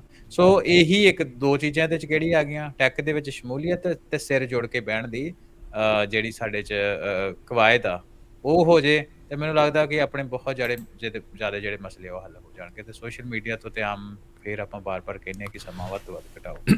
ਅੱਛਾ, ਇਹਦੇ ਵਿੱਚ ਹੁਣ ਦੇਖੋ ਫਿਰ ਵੀ ਦਬਾਅ ਪਾ ਰਹੀ ਆ ਕਮਿਊਨਿਟੀ, ਅਜੇ ਤੱਕ ਫਿਰ ਵੀ ਉਹਦੀ ਬਹਾਲੀ ਨਾ ਹੋਣਾ, ਇਹ ਕੀ ਦੱਸਦਾ ਹੈ? ਰਾਜਕਰਨ ਇਹ ਤੁਹਾਨੂੰ ਦੱਸਦਾ ਤੁਹਾਡੀ ਕਿੰਨੀ ਕੁ ਉਹ ਸਟਰੈਂਥ ਆ, ਜਾਂ ਤੁਹਾਡੀ ਕਿੰਨੀ ਦਬਾਅ ਪਾਉਣ ਦੀ ਸਮਰੱਥਾ ਤੁਹਾਡੀ ਕਿੰਨੀ ਕੁ ਆ, ਕਿੰਨਾ ਕੁ ਤੁਹਾਨੂੰ ਸੁਣਦੇ, ਕਿੰਨਾ ਕੁ ਮੰਨਦੇ ਆ ਤੁਹਾਨੂੰ, ਤੁਹਾਡੀ ਸਮਰੱਥਾ ਕਿੰਨੀ ਆ, ਉਹਦਾ ਲਿਟਮਸ ਟੈਸਟ ਆ। ਇਹਦੇ ਵਿੱਚ ਕੋਈ ਦੋ ਰਾਵਾਂ ਥੋੜ੍ਹਾ, ਫਿਰ ਤਾਂ ਫੇਲ ਹੀ ਆ। ਮਤਲਬ ਗੱਲ ਤਾਂ ਕੌੜੀ ਆ, ਹੁਣ ਕੀ ਕਰੀਏ ਹਰਵਿੰਦਰ, ਰਿਐਲਿਟੀ ਹੈ ਫਿਰ ਹੁਣ ਆਪਣੇ ਸਾਹਮਣੇ। ਸਭ ਤੋਂ ਵੱਡੀ ਸੰਸਥਾ ਆ ਸਿਰਮੌਰ ਸੰਸਥਾ ਆ। ਹਾਂਜੀ, ਗੁਰਬਾਣੀ ਤਾਂ ਸਾਰੇ ਦਰਬਾਰ ਸਾਹਿਬ ਦੀ ਜਿਹੜੀ ਉਹ ਸਰਵਣ ਕਰਦੇ ਨੇ ਜੀ, ਉੱਥੋਂ ਜੇ ਉਹ ਵੀ ਆਪਾਂ ਬਹਾਲ ਨਹੀਂ ਕਰਾ ਸਕਦਾ, ਆਪਣੇ ਬੰਦੇ ਬੈਠੇ ਹੀ ਹੋਣੇ ਆ YouTube 'ਚ, ਉਹ ਵੀ ਮੇ ਵੀ ਟਰਾਈ ਕਰਦੇ ਹੋਣਗੇ, ਪਤਾ ਨਹੀਂ ਉਹਨਾਂ ਨਹੀਂ ਬਸ ਚੱਲਦੇ। ਹਾਂਜੀ। ਸੋ ਰਾਜਕਰ, ਜਦੋਂ ਗੱਲ ਉਹਦੇ 'ਚ ਇਹ ਹੁੰਦੀ ਹੈ ਨਾ, ਗੱਲ ਸਿਕਿਉਰਿਟੀ ਫਰੇਮਿੰਗ ਦੀ ਆਉਂਦੀ ਆ। ਆਪਾਂ ਵੀ YouTube ਦੇ ਨਾਲ ਹੈ ਨਾ ਆਪਣੇ ਚੈਨਲਸ ਦੇ ਸੰਬੰਧੀ ਜਾਂ ਹੋਰਾਂ ਚੈਨਲ ਦੇ ਸੰਬੰਧੀ ਆਪਾਂ ਗੱਲਬਾਤ ਕਰਦੇ ਰਹੇ ਹਾਂ, ਪਰ ਗੱਲ ਇਹ ਹੈ ਕਿ ਜਿਹੜੀ ਫਰੇਮਿੰਗ ਹੁੰਦੀ ਆ ਵੀ ਤੁਸੀਂ ਟੈਰਰਿਸਟ ਆਰਗੇਨਾਈਜੇਸ਼ਨ ਜਾਂ ਟੈਰਰਿਸਟ ਜਿਹੜੇ ਲੋਕ ਹੈਗੇ ਆ, ਤੁਸੀਂ ਉਹਨਾਂ ਦੀ ਸਿਫਤ ਕਰਦੇ ਹੋ ਜਾਂ ਤੁਸੀਂ ਉਹਨਾਂ ਨੂੰ ਵਧਾ ਕੇ ਪੇਸ਼ ਕਰਦੇ ਹੋ, ਉਸ ਕਾਰਨ ਕਰਕੇ ਸਿਕਿਉਰਿਟੀ ਫਰੇਮਿੰਗ ਕਰਕੇ ਤੁਹਾਡਾ ਜਿਹੜਾ ਬੈਨ ਕੀਤਾ ਗਿਆ ਉਹ ਚੈਨਲ ਹੈ ਨਾ। ਸੋ ਉਹ ਅੱਜ ਕੱਲ੍ਹ ਜੋ ਦੁਨੀਆ ਦਾ ਮਾਹੌਲ ਰਾਜਕਰਨ 9/11 ਤੋਂ ਬਾਅਦ ਬਣਿਆ ਹੈ ਨਾ, ਪਿਛਲੇ 20-25 ਸਾਲ ਤੋਂ, ਤੇ ਉਹਦੇ ਵਿੱਚ ਇਸ ਚੀਜ਼ ਨੂੰ ਖਾਸ ਤੌਰ ਦੇ ਉੱਤੇ ਕੋਈ ਹੱਥ ਨਹੀਂ ਲਾਉਂਦਾ ਹੁਣ ਖਾਸ ਤੌਰ ਤੇ ਇਹ ਚੀਜ਼ ਨੂੰ ਇਹ ਦੇਖਣਾ ਵੀ ਸਿੱਖਾਂ ਨੇ ਇਹਦਾ ਮੂੰਹ ਆ ਉਹ ਕਿੱਦਾਂ ਕਹਿੰਦੇ, ਮੂੰਹ ਤੋੜ ਕੇ ਦਾ ਜਵਾਬ ਕਿੱਦਾਂ ਦੇਣਾ, ਉਹਦੇ ਵਿੱਚ ਨੈਰੇਟਿਵ ਬਿਲਡਿੰਗ ਇੱਕ ਵੱਡੀ ਐਕਸਰਸਾਈਜ਼ ਹੁੰਦੀ ਆ, ਜਿਹੜੀ ਕਿ ਜਿਹਦੇ ਤੋਂ ਆਪਾਂ ਮੈਨੂੰ ਲੱਗਦਾ ਉਹਦੇ ਤੋਂ ਵੀ ਪਛੜ ਰਹੇ ਆ, ਕਿਉਂਕਿ ਸਾਡਾ ਧਿਆਨ ਸ਼ਾਇਦ ਉਸ ਪਾਸੇ ਨੂੰ ਨਹੀਂ ਹੈਗਾ ਜੀ। ਬ੍ਰੇਕ ਲੈ ਲੈਂਦੇ ਆ ਹਰਵਿੰਦਰ ਸਿੰਘ, ਆਪਾਂ ਇੱਥੇ ਤੇ ਗੱਲਬਾਤ ਨੂੰ ਜਾਰੀ ਰੱਖਾਂਗੇ ਪ੍ਰੋਗਰਾਮ ਪੰਜਾਬੀ ਟੈਕ ਟਾਕ ਦੇ ਵਿੱਚ। ਜੁੜੇ ਰਹੋ ਇੱਦਾਂ ਹੀ ਸਾਰੇ ਜਾਣੇ ਸਾਡੇ ਨਾਲ, Punjabi radio USA, Punjabi TV USA ਦੇ ਉੱਤੇ ਜੀ। ਬ੍ਰੇਕ ਤੋਂ ਬਾਅਦ ਇੱਕ ਵਾਰੀ ਫਿਰ ਆਪ ਸਭ ਦਾ ਸਵਾਗਤ ਹੈ ਪ੍ਰੋਗਰਾਮ ਪੰਜਾਬੀ ਟੈਕ ਟਾਕ ਦੇ ਵਿੱਚ। ਮੈਂ ਰਾਜਕਨਵੀਰ ਸਿੰਘ, ਜਿਹੜੇ ਹੋਏ ਨੇ ਮੇਰੇ ਨਾਲ ਹਰਵਿੰਦਰ ਸਿੰਘ। ਹਰਵਿੰਦਰ ਜੀ, ਆਇਆਂ ਨੂੰ ਇੱਕ ਵਾਰੀ ਫਿਰ ਸਵਾਗਤ ਹੈ। ਸਤਿ ਸ਼੍ਰੀ ਅਕਾਲ ਜੀ। ਧੰਨਵਾਦ ਰਾਜਕਨਵੀਰ ਸਿੰਘ ਤੇ ਪੰਜਾਬੀ ਰੇਡੀਓ ਯੂਐਸਏ ਸੁਣਨ ਵਾਲੇ ਪੰਜਾਬੀ ਟੀਵੀ ਵੇਖ ਰਹੇ ਸਾਡੇ ਸਾਰੇ ਮਾਣਕ ਸਰੋਤੇ ਤੇ ਵੀਅਰਸ ਤੇ ਇੱਕ ਵਾਰ ਫਿਰ ਤੋਂ ਨਿੱਘਾ ਜੀ ਆਖਦੇ ਹਾਂ ਪ੍ਰੋਗਰਾਮ ਪੰਜਾਬੀ ਟੈਕ ਟਾਕ ਦੇ ਵਿੱਚ ਜੀ। ਬ੍ਰੇਕ ਤੋਂ ਪਹਿਲਾਂ ਆਪਾਂ ਗੱਲਬਾਤ ਕਰ ਰਹੇ ਸੀ SGPC ਦਾ ਜਿਹੜਾ ਚੈਨਲ ਆ YouTube ਦੇ ਦੁਆਰਾ ਜੋ ਬਲੌਕ ਕਰ ਦਿੱਤਾ ਗਿਆ। 1 ਵੀਕ ਦੀ ਜਿਹੜੀ ਬਲੌਕੇਜ ਲੱਗੀ ਆ ਅਤੇ ਅਜੇ ਤੱਕ ਵੀ ਜਦੋਂ ਆਪਾਂ ਹੁਣ ਗੱਲ ਕਰ ਰਹੇ ਹਾਂ ਤਾਂ ਉਦੋਂ ਤੱਕ ਵੀ ਜਿਹੜਾ ਉਸ ਦੀ ਬਹਾਲਗੀ ਨਹੀਂ ਹੈ। 1 ਹਫ਼ਤੇ ਦੇ ਲਈ ਜਿਹੜੀ ਉਹ ਰੋਕ ਲਾਈ ਗਈ ਆ ਅਤੇ ਦੂਜੇ ਪਾਸੇ ਇੱਕ ਪ੍ਰੋਪੇਗੈਂਡਾ ਨਾਲ ਇਹ ਜਿਹੜਾ ਉਹ ਚਲਾ ਦਿੱਤਾ ਗਿਆ ਵੀ ਸਿੱਖ ਹੀ ਇਸ ਦੇ ਵਿੱਚ ਕਸੂਰਵਾਰ ਆ, ਵੀ ਇਹਨਾਂ ਦੀ ਹੀ ਗਲਤੀ ਕਰਕੇ, SGPC ਦੀ ਗਲਤੀ ਕਰਕੇ ਹੀ ਇਹ ਸਾਰਾ ਕੁਛ ਜਿਹੜਾ ਉਹ ਵਾਪਰਿਆ ਆ।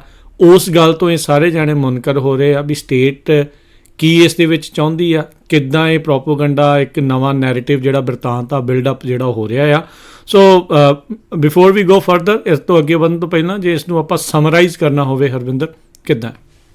ਹਾਂਜੀ, ਤੁਸੀਂ ਵੈਸੇ ਗੱਲ ਕਰ ਹੀ ਦਿੱਤੀ ਕਿ ਬਿਰਤਾਂਤ ਦੀ, ਤੇ ਇਹਦੇ ਵਿੱਚ ਆਪਾਂ ਪੈਰਲਲਸ ਵੀ ਡਰਾ ਕਰਦੇ। ਜਿਹੜਾ ਮੈਂ ਪਹਿਲਾਂ ਗੱਲ ਕਹੀ ਨਾ, ਇਹਨੂੰ ਵਾਈਡਰ ਐਂਗਲ ਤੋਂ ਦੇਖਣਾ ਚਾਹੀਦਾ। ਕੈਨੇਡਾ ਵਿੱਚ ਵੀ ਇੱਕ ਚੀਜ਼ ਦਾ ਬਹੁਤ ਰੌਲਾ ਪੈਂਦਾ ਵੀ ਆਪਾਂ 31 ਅਕਤੂਬਰ ਦੀ ਗੱਲ ਤੋਂ ਹੀ ਚੈਨਲ ਬਲੌਕ ਹੋਇਆ ਨਾ, ਤੇ ਕੈਨੇਡਾ ਦੇ ਵਿੱਚ ਵੀ ਇਹਦਾ ਇੱਕ ਬਹੁਤ ਰੌਲਾ ਪੈਂਦਾ ਵੀ ਇੰਦਰਾ ਗਾਂਧੀ ਦਾ ਉਹ ਬਣਾ ਕੇ ਬੁੱਤ ਬਣਾ ਕੇ ਉਹਨੂੰ ਇੱਦਾਂ ਸ਼ੋਅ ਕਰਨਾ, ਸਤਵੰਤ ਬੇਅੰਸੇ ਹੁਣ ਨੂੰ ਸ਼ੋਅ ਕਰਨਾ, ਤੇ ਉਹ ਵੀ ਇੱਕ ਚੀਜ਼ ਜਿਹੜੀ ਆ ਗਲਤ ਆ, ਨੈਗੇਟਿਵ ਆ, ਹੈ ਨਾ। ਜੋ ਕੈਨੇਡਾ ਵਿੱਚ ਬਹੁਤ ਰੌਲਾ ਪਾਉਂਦੇ ਆ ਮਜ਼ੂਮਦਾਰ ਵਗੈਰਾ ਜਿਹੜੇ ਉਹਨਾਂ ਦੇ MP ਹੈਗੇ ਆ, ਤੇ ਪੰਜਾਬ ਵਾਲੇ ਵੀ ਜਿਹੜਾ SGPC ਦਾ ਚੈਨਲ ਵੀ ਉਸੇ ਗੱਲ ਦੇ ਉੱਤੇ ਬਲੌਕ ਹੁੰਦਾ। ਸੋ ਇਹਦੇ ਤੋਂ 2 ਪੈਰਲਲਸ ਤੋਂ ਆਪਾਂ ਇੱਕ ਚੀਜ਼ ਸਾਹਮਣੇ ਲੈ ਕੇ ਆਉਂਦੇ ਹਾਂ, ਨੈਰੇਟਿਵ ਦੀ, ਜਿਹੜੀ ਤੁਸੀਂ ਗੱਲ ਕੀਤੀ ਕਿ ਜਿੱਥੋਂ ਤੱਕ ਤੇ ਗੱਲ ਹੁੰਦੀ ਹੈ ਵੀ ਬੜੀ ਮਾਰ ਪਈ, ਬੜੀ ਲੁੱਟ ਹੋਈ, ਜਾਇਦਾਦਾਂ ਸਾੜੀਆਂ ਗਿਆ, ਬੜਾ ਨੁਕਸਾਨ ਹੋਇਆ, ਉੱਥੋਂ ਤੱਕ ਦੀ ਗੱਲ ਦਾ ਤੇ ਕੋਈ ਸਮੱਸਿਆ ਨਹੀਂ ਆ। ਪਰ ਜਦੋਂ ਗੱਲ ਆਉਂਦੀ ਆ ਵੀ ਸਿੱਖਾਂ ਨੇ ਉਹਦਾ ਰਿਸਪੌਂਡ ਕਿੱਦਾਂ ਕੀਤਾ, ਤੇ ਉਹਦੇ ਵਿੱਚ ਕੈਨੇਡਾ ਵਿੱਚ ਵੀ ਸਮੱਸਿਆ, ਤੇ ਉਹਦੇ ਵਿੱਚ SGPC ਚੈਨਲ ਦੇ ਉੱਤੇ ਵੀ ਬਲੌਕੇਜ ਹੋ ਜਾਂਦੀ ਆ। ਸੋ ਇਹ ਕੁਛ ਓਪੀਨੀਅਨ ਜਿਹੜੇ ਆਪਾਂ ਨੂੰ ਜਦੋਂ ਆਪਾਂ ਬੈਠ ਕੇ ਵਿਚਾਰ ਕਰਦੇ ਹਾਂ, ਉਹ ਗੱਲ ਇਹ ਹੁੰਦੀ ਹੈ ਕਿ ਜਿੰਨਾ ਉਹਦੇ ਤੋਂ ਇਹ ਜਿਹੜੀ ਸਾਰੀ ਚੀਜ਼ਾਂ ਨੂੰ ਠੰਡੇ ਦਿਮਾਗ ਦੇ ਨਾਲ ਐਨਾਲਿਸਿਸ ਜਿਹੜਾ ਆਪਾਂ ਨੂੰ ਕਰਨਾ ਚਾਹੀਦਾ ਵੀ ਜਿਹੜੀ ਤੁਹਾਡੀ ਫਰੇਮਿੰਗ ਆ। ਹੁਣ 84 ਬਾਰੇ ਗੱਲਬਾਤ ਨਰਿੰਦਰ ਮੋਦੀ ਵੀ ਕਰਦੇ ਆ। 2 ਸਾਲ ਪਹਿਲਾਂ ਉਹਨੇ ਟਵੀਟ ਕੀਤਾ ਸੀ ਅਕਾਲ ਤਖਤ ਸਾਹਿਬ ਤੇ ਹਮਲਾ ਦੀ ਗੱਲ ਉਹਨਾਂ ਕਹੀ ਸੀ। ਰਾਜਨਾਥ ਸਿੰਘ ਨੇ ਤਾਂ ਕਿਹਾ ਵੀ ਜੈਨੋਸਾਈਡ ਵੀ ਹੋਇਆ ਲੈ ਕੇ ਆਉਂਦੇ ਆ। ਹੁਣ ਪਿੱਛੇ ਚਿਦੰਬਰਮ ਦਾ ਵੀ ਬਿਆਨ ਆਇਆ ਸੀ, ਤੇ 1984 ਬਾਰੇ ਗੱਲ ਕਰਨੀ ਦੇ ਉੱਤੇ ਕੋਈ ਏਡੀ ਰੌਲਾ ਨਹੀਂ ਹੈਗਾ। ਪਰ ਤੁਸੀਂ ਗੱਲ ਕੀ ਕਰਦੇ ਹੋ 84 ਬਾਰੇ, ਇਹ ਸਮੱਸਿਆ ਉੱਥੇ ਆਉਂਦੀ ਆ। ਜੇ ਤੇ ਆਪਾਂ ਫਿਰ ਅਗੇਨ ਰੀਫਰੇਜ਼ਿੰਗ ਕਿ ਜੇ ਇੱਥੋਂ ਤੱਕ ਵੀ ਲੁੱਟ ਹੋ ਗਿਆ, ਮਾਰ ਹੋ ਗਿਆ, ਬਹੁਤ ਨੁਕਸਾਨ ਹੋਇਆ, ਗਲਾਂ 'ਚ ਟਾਇਰ ਪੈ ਗਏ, ਉਹ ਗੱਲ ਜਿੰਨੀ ਮਰਜ਼ੀ ਕਰੀ, ਉਹ 'ਚ ਕੋਈ ਸਮੱਸਿਆ ਨਹੀਂ। ਪਰ ਸਮੱਸਿਆ ਉਦੋਂ ਆਉਂਦੀ ਆ ਕਿ ਜਦੋਂ ਤੁਸੀਂ ਗੱਲ ਕਰਦੇ ਹੋ ਵੀ ਉਹਦਾ ਰਿਸਪੌਂਸ ਜਿਹੜਾ ਉਹ ਸਿੱਖਾਂ ਨੇ ਕੀਤਾ। ਉਹ ਜਿਹੜੀ ਗੱਲ ਆ ਰਾਜਕਰਨ, ਮੈਨੂੰ ਲੱਗਦਾ ਕਿ ਉਹਨੂੰ ਉਹ ਕਣ ਮਾਰਨਾ ਇਹਨਾਂ ਨੇ।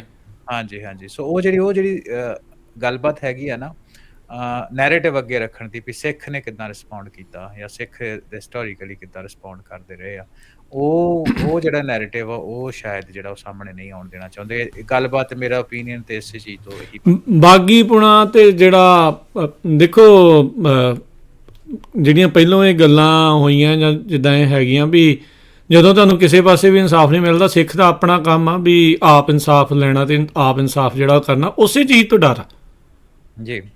ਸੋ ਇਹ ਸਾਰੇ ਹਿਸਟਰੀ ਦੇ ਜਿਹੜਾ ਕਹਿ ਸਕਦੇ ਵੀ ਨਿਚੋੜ ਇਹ ਆਉਂਦਾ ਵੀ ਜਦੋਂ ਕਿਤੋਂ ਵੀ ਇਨਸਾਫ ਨਹੀਂ ਮਿਲਦਾ, ਜਦੋਂ ਸਿੱਖ ਆਪ ਇਨਸਾਫ ਕਰਦਾ ਆ, ਫਿਰ ਉਸ ਚੀਜ਼ ਦੀ ਇਹਨਾਂ ਨੂੰ ਪ੍ਰੋਬਲਮ ਆ।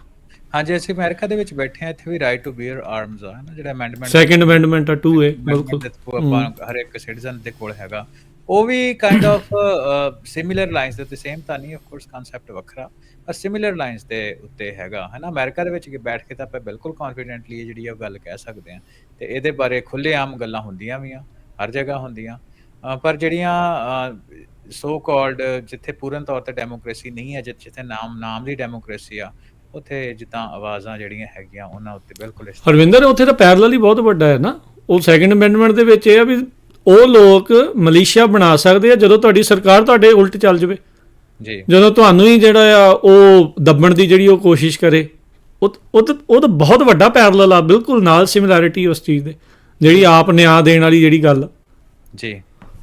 ਸੋ ਇਹ ਜਿਹੜਾ ਅਗੇਨ ਗੱਲ ਇਹ ਹੈ ਵੀ ਸੋਸ਼ਲ ਮੀਡੀਆ ਦੇ ਨੈਰੇਟਿਵ ਬਿਲਡਿੰਗ ਦੀ ਗੱਲ, ਕਿਹੜੀ ਚੀਜ਼ ਤੁਹਾਨੂੰ ਦਿਖਾਈ ਜਾਣੀ ਚਾਹੀਦੀ ਆ, ਕਿਹੜੀ ਨਹੀਂ, ਉਹ ਕਾਫੀ ਅੱਜ ਕੱਲ੍ਹ ਸੋਸ਼ਲ ਮੀਡੀਆ ਤੋਂ ਆਪਾਂ ਕੰਟਰੋਲ ਦੀ ਆਪਾਂ ਗੱਲ ਕਰਦੇ ਹਾਂ, ਤਾਂ ਇਹਦੀ ਪ੍ਰਤੱਖ ਮਿਸਾਲ ਸਾਡੇ ਸਾਹਮਣੇ, ਐਗਜ਼ਾਮਪਲ ਸਾਡੇ ਸਾਹਮਣੇ ਆ। ਤੇ ਨਾਲ ਦੀ ਨਾਲ ਸਮੇਂ ਦੀ ਲੋੜ ਵੀ ਆ, ਸਿਰ ਜੋੜ ਕੇ ਬਹਿਣ ਦੀ, ਟੈਕਨੋਲੋਜੀ ਵਿੱਚ ਆਉਣ ਦੀ, ਆਪਣਾ ਇਨਫਰਾਸਟ੍ਰਕਚਰ ਖੜਾ ਕਰਨ ਦੀ, ਤਾਂ ਕਿ ਆਉਣ ਵਾਲੀ ਸਾਡੀ ਜਿਹੜੀ ਜਨਰੇਸ਼ਨਸ ਆ ਉਹਨਾਂ ਨੂੰ ਇਦਾਂ ਦੀ ਚੀਜ਼ਾਂ ਘੱਟੋ ਘੱਟ ਨਾ ਸਾਹਮਣੇ ਕਰਨੀਆਂ ਪੈਣ। ਨਾ ਸਾਹਮਣਾ ਕਰਨਾ ਪਏ ਜੀ। ਅੱਗੇ ਵਧਦੇ ਹਾਂ ਅਗਲੀ ਜਿਹੜੀ ਗੱਲਬਾਤ ਦੇ ਵੱਲ ਹਰਵਿੰਦਰ, ਵੀ ਹੁਣ ਜਿਹੜੇ ਵਾਈਟ ਹਾਊਸ ਆ AI ਨੂੰ ਲੈ ਕੇ ਜਿਹੜੇ AI ਲਾਜ਼ ਜਿਹੜੇ ਕੁਝ ਬਣਾਏ ਜਾ ਰਹੇ ਆ ਉਸ ਦੇ ਉਲਟ ਬੇਸਿਕਲੀ ਵੀ ਕਾਨੂੰਨ ਨਾ ਬਣਨ, ਰੈਗੂਲੇਟ ਨਾ ਹੋਵੇ AI, ਆਈ ਥਿੰਕ ਜੋ ਸਮਝ ਆ ਰਿਹਾ ਵੀ ਉਸ ਚੀਜ਼ ਦੇ ਉਲਟ ਐਗਜ਼ੈਕਟਿਵ ਆਰਡਰ ਜਿਹੜਾ ਉਹ ਤਿਆਰ ਕੀਤਾ ਜਾ ਰਿਹਾ।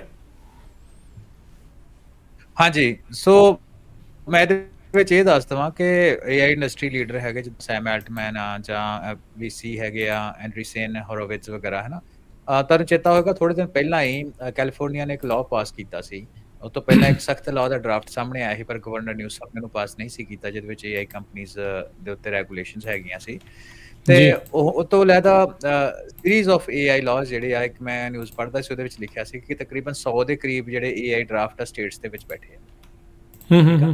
ਤੇ ਉਹਦੇ ਵਿੱਚ ਕੋਈ ਸਟੇਟ ਦੀ ਰਿਕੁਆਇਰਮੈਂਟ ਕੁਛ ਆ, ਕੋਈ ਕਿਸੇ ਸਟੇਟ ਦੀ ਰਿਕੁਆਇਰਮੈਂਟ ਕੁਛ ਆ। By the nature of America is right ਕਿ ਹਰ ਇੱਕ ਸਟੇਟ ਕੋ ਆਟੋਨਮੀ ਆ।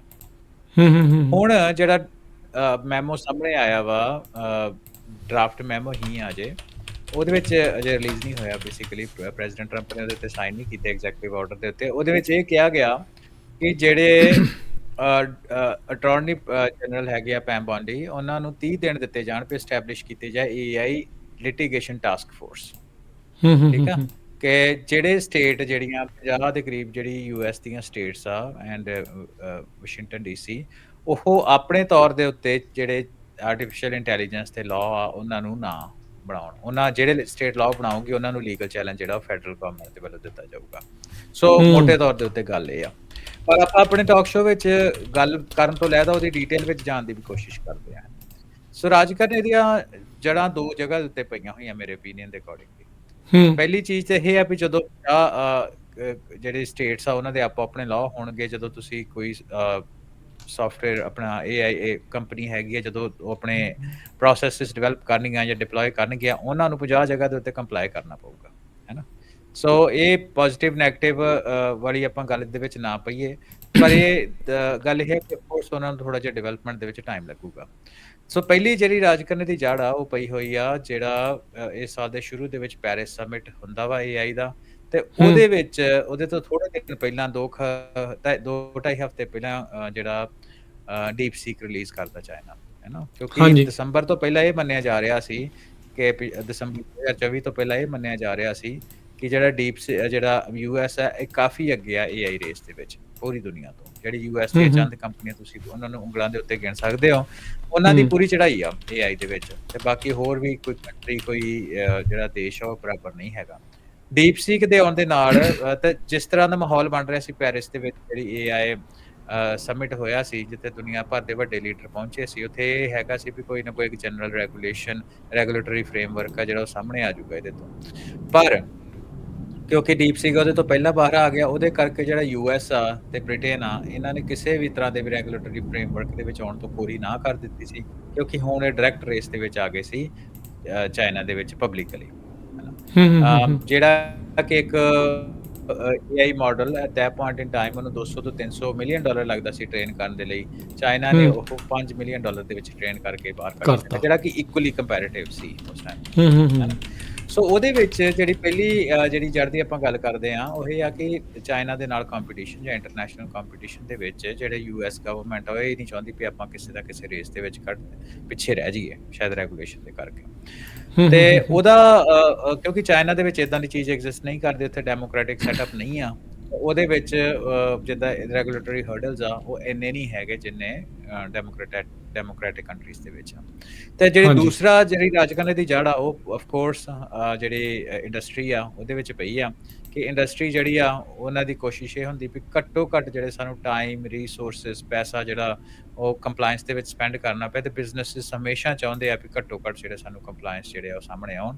ਸੋ ਉਹਦੇ ਵਿੱਚ ਹੀ ਜਿੱਦਾਂ ਮੈਂ ਪਹਿਲਾਂ ਗੱਲ ਕੀਤੀ ਨਾ ਕਿ ਸੈਮ ਐਲਟਮੈਨ ਓਪਨ AI ਵਾਲੇ ਤੇ ਵੈਂਚਰ ਕੈਪੀਟਲਿਸਟ ਐਂਡਰੀਸਨ ਹੋਰੋਵਿਟਜ਼, ਉਹਨਾਂ ਨੇ ਸਟੇਟ ਬਾਏ ਸਟੇਟ ਪਾਲਿਸੀ ਜਿਹੜੀ ਅਪਰੋਚ ਆ ਉਹਦੀ ਨਿਖੇਧੀ ਕੀਤੀ ਸੀ। ਪਹਿਲਾਂ ਉਹਨਾਂ ਕਿਹਾ ਸੀ ਵੀ ਇਹਦੇ ਨਾਲ ਸਾਡੀ ਜਿਹੜੀ ਆ ਗਰੋਥ ਆ AI ਦੀ ਉਹ ਰੁਕੇਗੀ। ਸੋ ਰਾਜਕਨ ਮੇਰੇ ਓਪੀਨੀਅਨ ਦੇ ਨਾਲ ਇਹਨਾਂ ਦੋਨਾਂ ਚੀਜ਼ਾਂ ਦੇ ਵਿੱਚ ਜਿਹੜੀ ਜੜ ਆ ਉਹਦੀ ਪਈ ਹੋਈ ਆ। ਸੋ ਇਹਦਾ ਇੰਪੈਕਟ ਕੀ ਹੋਊਗਾ, ਆਪਾਂ ਉਹਦੇ ਬਾਰੇ 2 ਮਿੰਟ ਗੱਲ ਕਰ ਲੈਂਦੇ ਹਾਂ। ਉਹਦਾ ਜ਼ਰੂਰ। ਇੰਪੈਕਟ ਇਹ ਹੋਊਗਾ, ਜੋ ਇਹਦੇ ਵਿੱਚ ਮੈਮੋ ਆ, ਜੇ ਇਸ ਤਰ੍ਹਾਂ ਹੀ ਇਹਨੂੰ ਰਿਲੀਜ਼ ਕਰ ਦਿੱਤਾ ਜਾਂਦਾ, ਆਫ ਕੋਰਸ ਜਿੱਦਾਂ ਮੈਂ ਦੱਸਿਆ ਕਿ ਇਹ ਜਿਹੜਾ ਡਰਾਫਟ ਵਰਜ਼ਨ ਹੈਗਾ ਵਾ, ਤਾਂ ਉਹਦੇ ਵਿੱਚ ਜਿਹੜੀ ਵੀ ਸਟੇਟ ਇਨੈਕਟ ਕਰੂਗੀ ਆਪਣਾ ਓਨ ਆਰਟੀਫਿਸ਼ੀਅਲ ਇੰਟੈਲੀਜੈਂਸ ਲਾ, ਉਹਨੂੰ ਫੈਡਰਲ ਗਵਰਨਮੈਂਟ ਜਿਹੜੀ ਉਹ ਸੂ ਕਰੇਗੀ, ਠੀਕ ਆ। ਤੇ ਇੱਕ ਟਾਸਕ ਫੋਰਸ ਬਣਾ ਕੇ ਤੇ ਉਹ ਡਿਸਕਰੇਜ ਕਰੇਗੀ ਕਿ ਜਿਹੜੀ ਸਟੇਟਸ ਹੈਗੀਆਂ US ਦੀਆਂ, ਉਹ AI ਲਾਜ਼ ਜਿਹੜੇ ਆ ਉਹ ਨਾ ਬਣਾਉਣ। ਨਾ ਜੀ ਬਣਾਉਣ, ਜੀ ਰੈਗੂਲੇਟ ਜਿਹੜੀ ਉਹ ਨਾ ਜਿਹੜੀ ਉਹ ਹੋਵੇ। ਅਗਲੀ ਜਿਹੜੀ ਗੱਲ ਕਰੀਏ, ਈਲਨ ਮਸਕ ਦੁਨੀਆ ਦਾ ਸਭ ਤੋਂ ਅਮੀਰ ਆਦਮੀ, ਉਹ ਇਹ ਕਹਿ ਰਿਹਾ ਵੀ ਅਗਲੇ 10-20 ਸਾਲਾਂ 'ਚ 2 ਦਹਾਕਿਆਂ 'ਚ ਕੰਮ ਜਿਹੜਾ ਆਪਸ਼ਨਲ ਹੋ ਜਾਊਗਾ, ਜ਼ਰੂਰੀ ਨਹੀਂ ਹੋਊਗਾ ਵੀ ਕੰਮ ਕਰਨਾ ਹੈ ਕਿ ਨਹੀਂ। ਜਿਹੜੀ ਮਨੀ ਆ ਉਹ ਇਰਰੈਲੇਵੈਂਟ ਹੋ ਜਾਊਗੀ ਬਿਕੋਜ਼ AI ਤੇ ਰੋਬੋਟਿਕਸ ਦੇ ਕਰਕੇ। ਹਾਂਜੀ। ਸੋ ਰਾਜਕਰਨ ਵੈਸੇ ਤਾਂ ਇਦਾਂ ਦੀ ਸਟੇਟਮੈਂਟਾਂ ਜਿਹੜੀਆਂ ਦਿੰਦੇ ਰਹਿੰਦੇ ਆ, ਕਿੰਨੀ ਇਹਦੇ 'ਚ ਗੱਲ ਸੱਚ ਆ ਕਿੰਨੀ ਨਹੀਂ ਆ, ਉਹ ਵੱਖਰੀ ਗੱਲ ਆ, ਹੈ ਨਾ। ਆਪਾਂ ਉਹਨੂੰ ਉਸ ਗੱਲ ਦੇ ਵਿੱਚ ਨਹੀਂ ਪੈਂਦੇ, ਪਰ ਆਪਾਂ ਕਹਿੰਦੇ ਆ, ਆਪਾਂ ਇਸ ਚੀਜ਼ ਦੀ ਡੂੰਘਾਈ ਦੇ ਵਿੱਚ ਜਾਣ ਦੀ ਕੋਸ਼ਿਸ਼ ਕਰਦੇ, ਉਹਨਾਂ ਗੱਲ ਕਹੀ ਕਿਉਂ।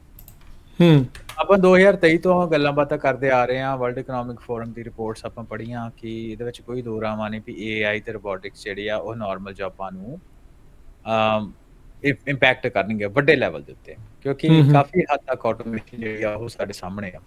ਤੇ ਗੱਲ ਇਹ ਕੱਲੀ ਅਨਸਕਿਲਡ ਜੌਬ ਦੀ ਨਹੀਂ ਹੈਗੀ, ਅਨਸਕਿਲਡ ਲੇਬਰ ਦੀ ਨਹੀਂ ਹੈਗੀ, ਸਕਿਲਡ ਲੇਬਰ ਵੀ ਇਹਦੇ ਤੋਂ ਬਰਾਬਰ ਦੀ ਇੰਪੈਕਟ ਹੈਗੀ। ਠੀਕ ਆ। ਮਿਸਾਲ ਦੇ ਤੌਰ ਦੇ ਉੱਤੇ ਤੁਸੀਂ AI ਦੇ ਨਾਲ ਆਪਾਂ ਕੋਡਿੰਗ ਦੀ ਗੱਲ ਕੀਤੀ, ਹੈ ਨਾ, ਬਾਰ-ਬਾਰ ਗੱਲ ਕਰਦੇ। ਮੈਟਾ ਤੇ ਹੋਰ ਕੰਪਨੀਜ਼ ਨੇ ਜਿਹੜੇ ਸੌਫਟਵੇਅਰ ਇੰਜੀਨੀਅਰ ਉਸ ਤਰ੍ਹਾਂ ਹਾਇਰ ਨਹੀਂ ਕੀਤਾ। ਹੁਣ ਵੱਡੇ ਲੈਵਲ ਦੇ ਉੱਤੇ ਜਿਹੜਾ ਲੇ ਆਫ ਚੱਲ ਰਿਹਾ, ਜਿਹਦਾ ਸਿਹਰਾ AI ਨੂੰ ਦਿੱਤਾ ਜਾ ਰਿਹਾ ਟੈਕ ਵਰਲਡ ਦੇ ਵਿੱਚ ਖਾਸ ਤੌਰ ਦੇ ਉੱਤੇ।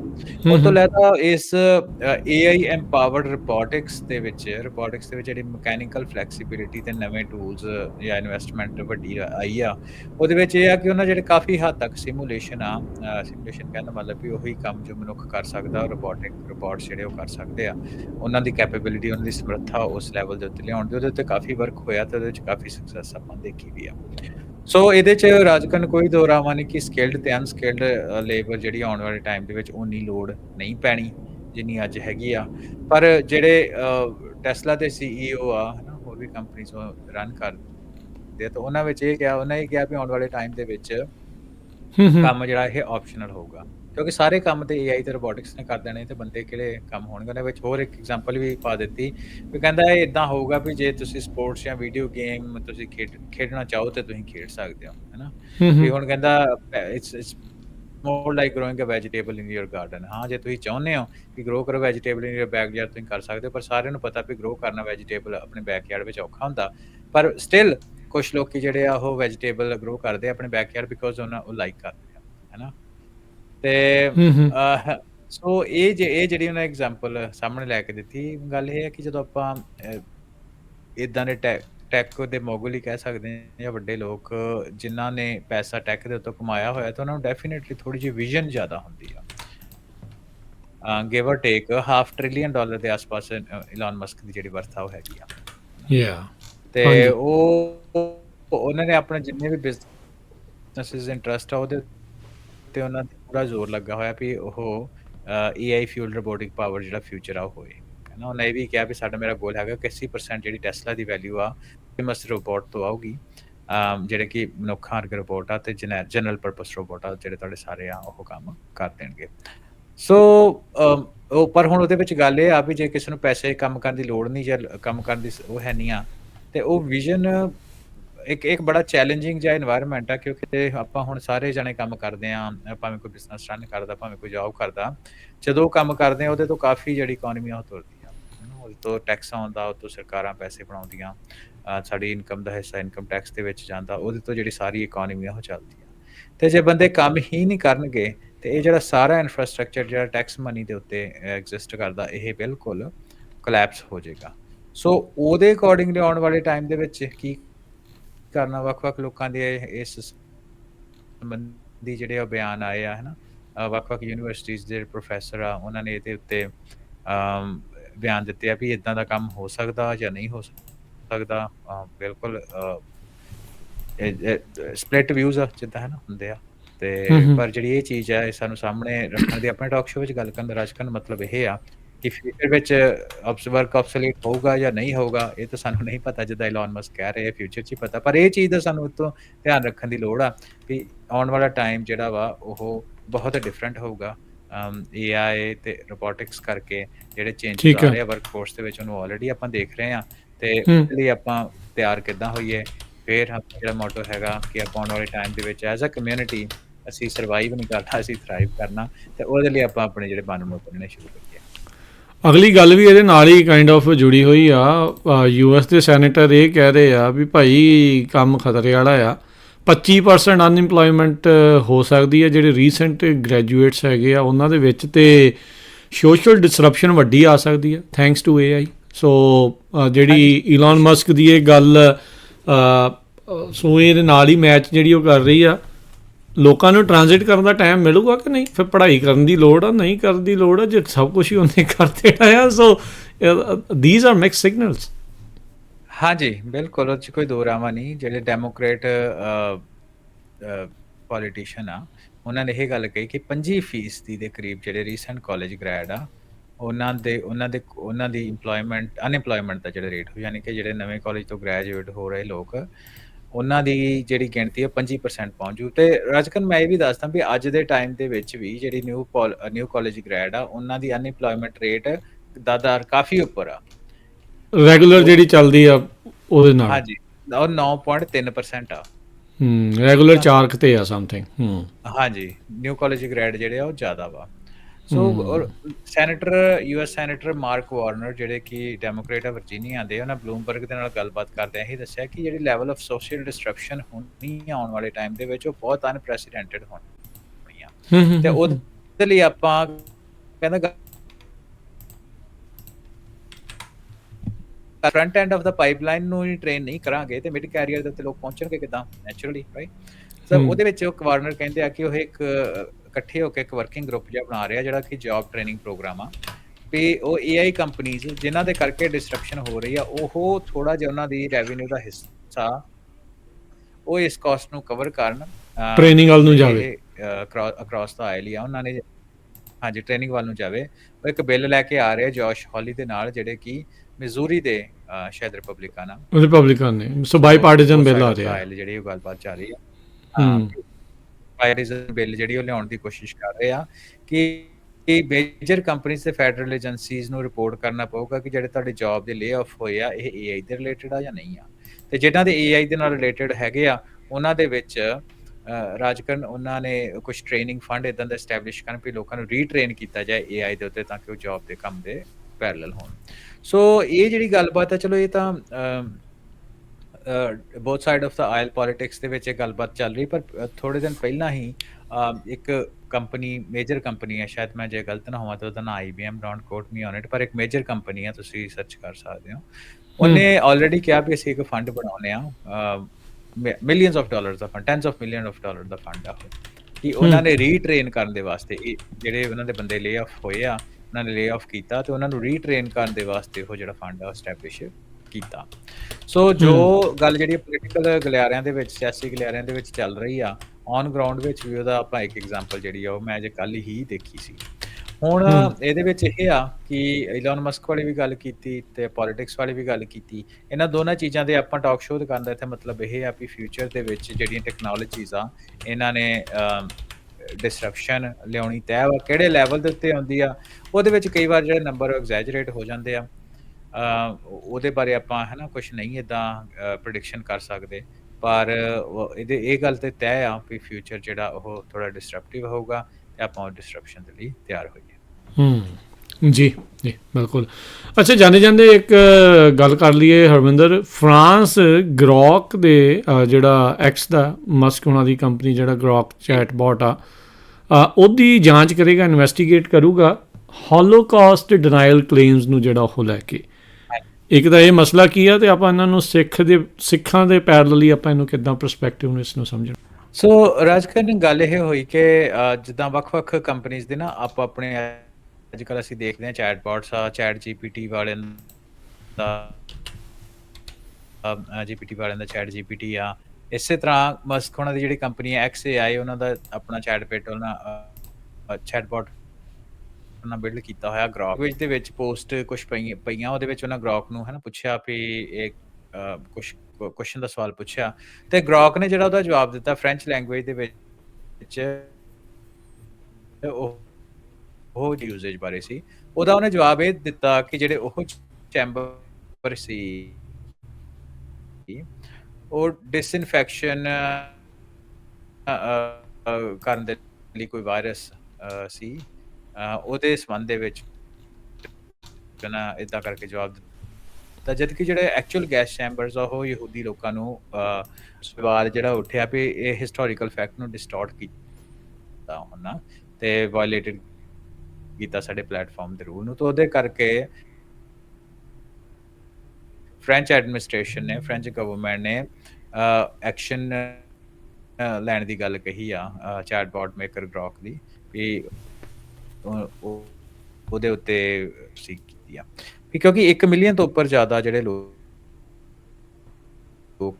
ਇਸ ਏਰੀਆ ਦੇ ਗੈਸ ਚੈਂਬਰ ਦੀ ਗੱਲ ਕਰਦੇ ਆ ਉਹਦੇ ਵਿੱਚ 1 ਮਿਲੀਅਨ ਤੋਂ ਜ਼ਿਆਦਾ ਲੋਕ ਜਿਹੜੇ ਉਸ ਗੈਸ ਚੈਂਬਰਾਂ ਦੇ ਵਿੱਚ ਅਨਫੋਰਚੂਨੇਟਲੀ ਮਾਰ ਦਿੱਤੇ ਗਏ ਸੀ ਪਰ ਇਹ ਜਿਹੜੀ ਆ ਉਸ ਫੈਕਟ ਨੂੰ ਡਿਸਟੋਰਟ ਕਰਦਾ ਸੋ ਗੱਲ ਤਾਂ ਇਹ ਹੋਈ ਸੀ ਹੁਣ ਇਹਦੇ ਵਿੱਚ ਤੁਸੀਂ ਗੱਲ ਇਹ ਕਹੀ ਵੀ ਸਿੱਖਾਂ ਦੇ ਲਈ ਕੀ ਸਬਕ ਤੇ ਗੱਲ ਫਿਰ ਉਹੀ ਸ਼ੁਰੂਆਤ ਦੇ ਵਿੱਚ ਇਹ ਆਉਂਦੀ ਆ ਵੀ ਜਿੰਨਾ ਜਿਹੜੇ ਆਪਾਂ ਪਹਿਲੇ ਆਪਣੇ SCPC ਦੇ ਚੈਨਲ ਦੇ ਸੰਬੰਧ ਵਿੱਚ ਵੀ ਕੀਤੀ ਆ ਤੇ ਇਹਦੀ ਵੀ ਗੱਲ ਘੋੜ ਮੁੜ ਕੇ ਉੱਥੇ ਆਉਂਦੀ ਆ ਕਿ ਰਾਜਕਰਨ ਜਿੰਨਾ ਚਿਰ ਤੱਕ ਸਾਡੇ ਕੋਲ ਆਪਣਾ ਇਨਫਰਾਸਟ੍ਰਕਚਰ ਨਹੀਂ ਹੈਗਾ ਤੇ ਰਿਲਾਇੰਸ ਰਵਾਂਗੇ ਆਪਾਂ ਦੂਸਰਿਆਂ ਦੇ ਇਨਫੋਰਮੇਸ਼ਨ ਦੇ ਬੇਸ ਤੇ ਉੱਤੇ ਦੂਸਰਿਆਂ ਨੇ ਆ ਕੇ ਸਾਡਾ ਭਲਾ ਕਰ ਦੇਣਾ ਉਹਨਾਂ ਚਿਰ ਤੱਕ ਆਪਣੀ ਜਿਹੜੀ ਗੱਲ ਆ ਇਨਫੋਰਮੇਸ਼ਨ ਦੀ ਉਹ ਨਹੀਂ ਬਣਨੀ ਇਨ ਜਨਰਲ ਵੀ ਕੋਈ ਜ਼ਿਆਦਾ ਗੱਲ ਨਹੀਂ ਬਣਦੀ ਆਪਾਂ ਕਿਸੇ ਲੋਕਾਂ ਤੋਂ ਆਫਕੋਰਸ ਅਸਿਸਟੈਂਸ ਲੈ ਸਕਦੇ ਹਾਂ ਸਪੋਰਟ ਲੈ ਸਕਦੇ ਹਾਂ ਪਰ 100% ਰਿਲਾਇੰਸ ਔਨ ਕਿ ਉਹ ਕੋਈ ਆ ਕੇ ਸਾਡਾ ਭਲਾ ਕਰ ਦੂ ਸਾਡੇ ਕੋਈ ਕੰਮ ਕਰ ਦੂਗਾ ਤੇ ਉਹ ਜਿਹੜੀ ਗੱਲਬਾਤ ਆ ਨਹੀਂ ਬਣਨੀ ਹੈ ਨਾ ਹੁਣ ਗੱਲ ਇਹ ਆ ਕਿ ਕਿੰਨਾ ਚਿਰ ਹੋ ਗਿਆ AI ਨੂੰ ਆਉਂਦਿਆਂ ਆਪਣਾ ਸਿੱਖਾਂ ਦਾ ਅੱਜ ਸਿੱਖਾਂ ਦੇ ਰਿਲੇਟਡ ਕੋਈ ਵੀ ਟ੍ਰੇਨਡ ਲਾਰਜ ਲੈਂਗੁਏਜ ਮਾਡਲ ਅੱਜ ਦੇ ਦਿਨ ਵੀ ਐਗਜ਼ਿਸਟ ਨਹੀਂ ਕਰਦਾ ਹੈ ਨਾ ਪੰਜਾਬੀ ਦੇ ਰਿਲੇਟਡ ਵੀ ਨਹੀਂ ਐਗਜ਼ਿਸਟ ਕਰਦਾ ਰਾਈਟ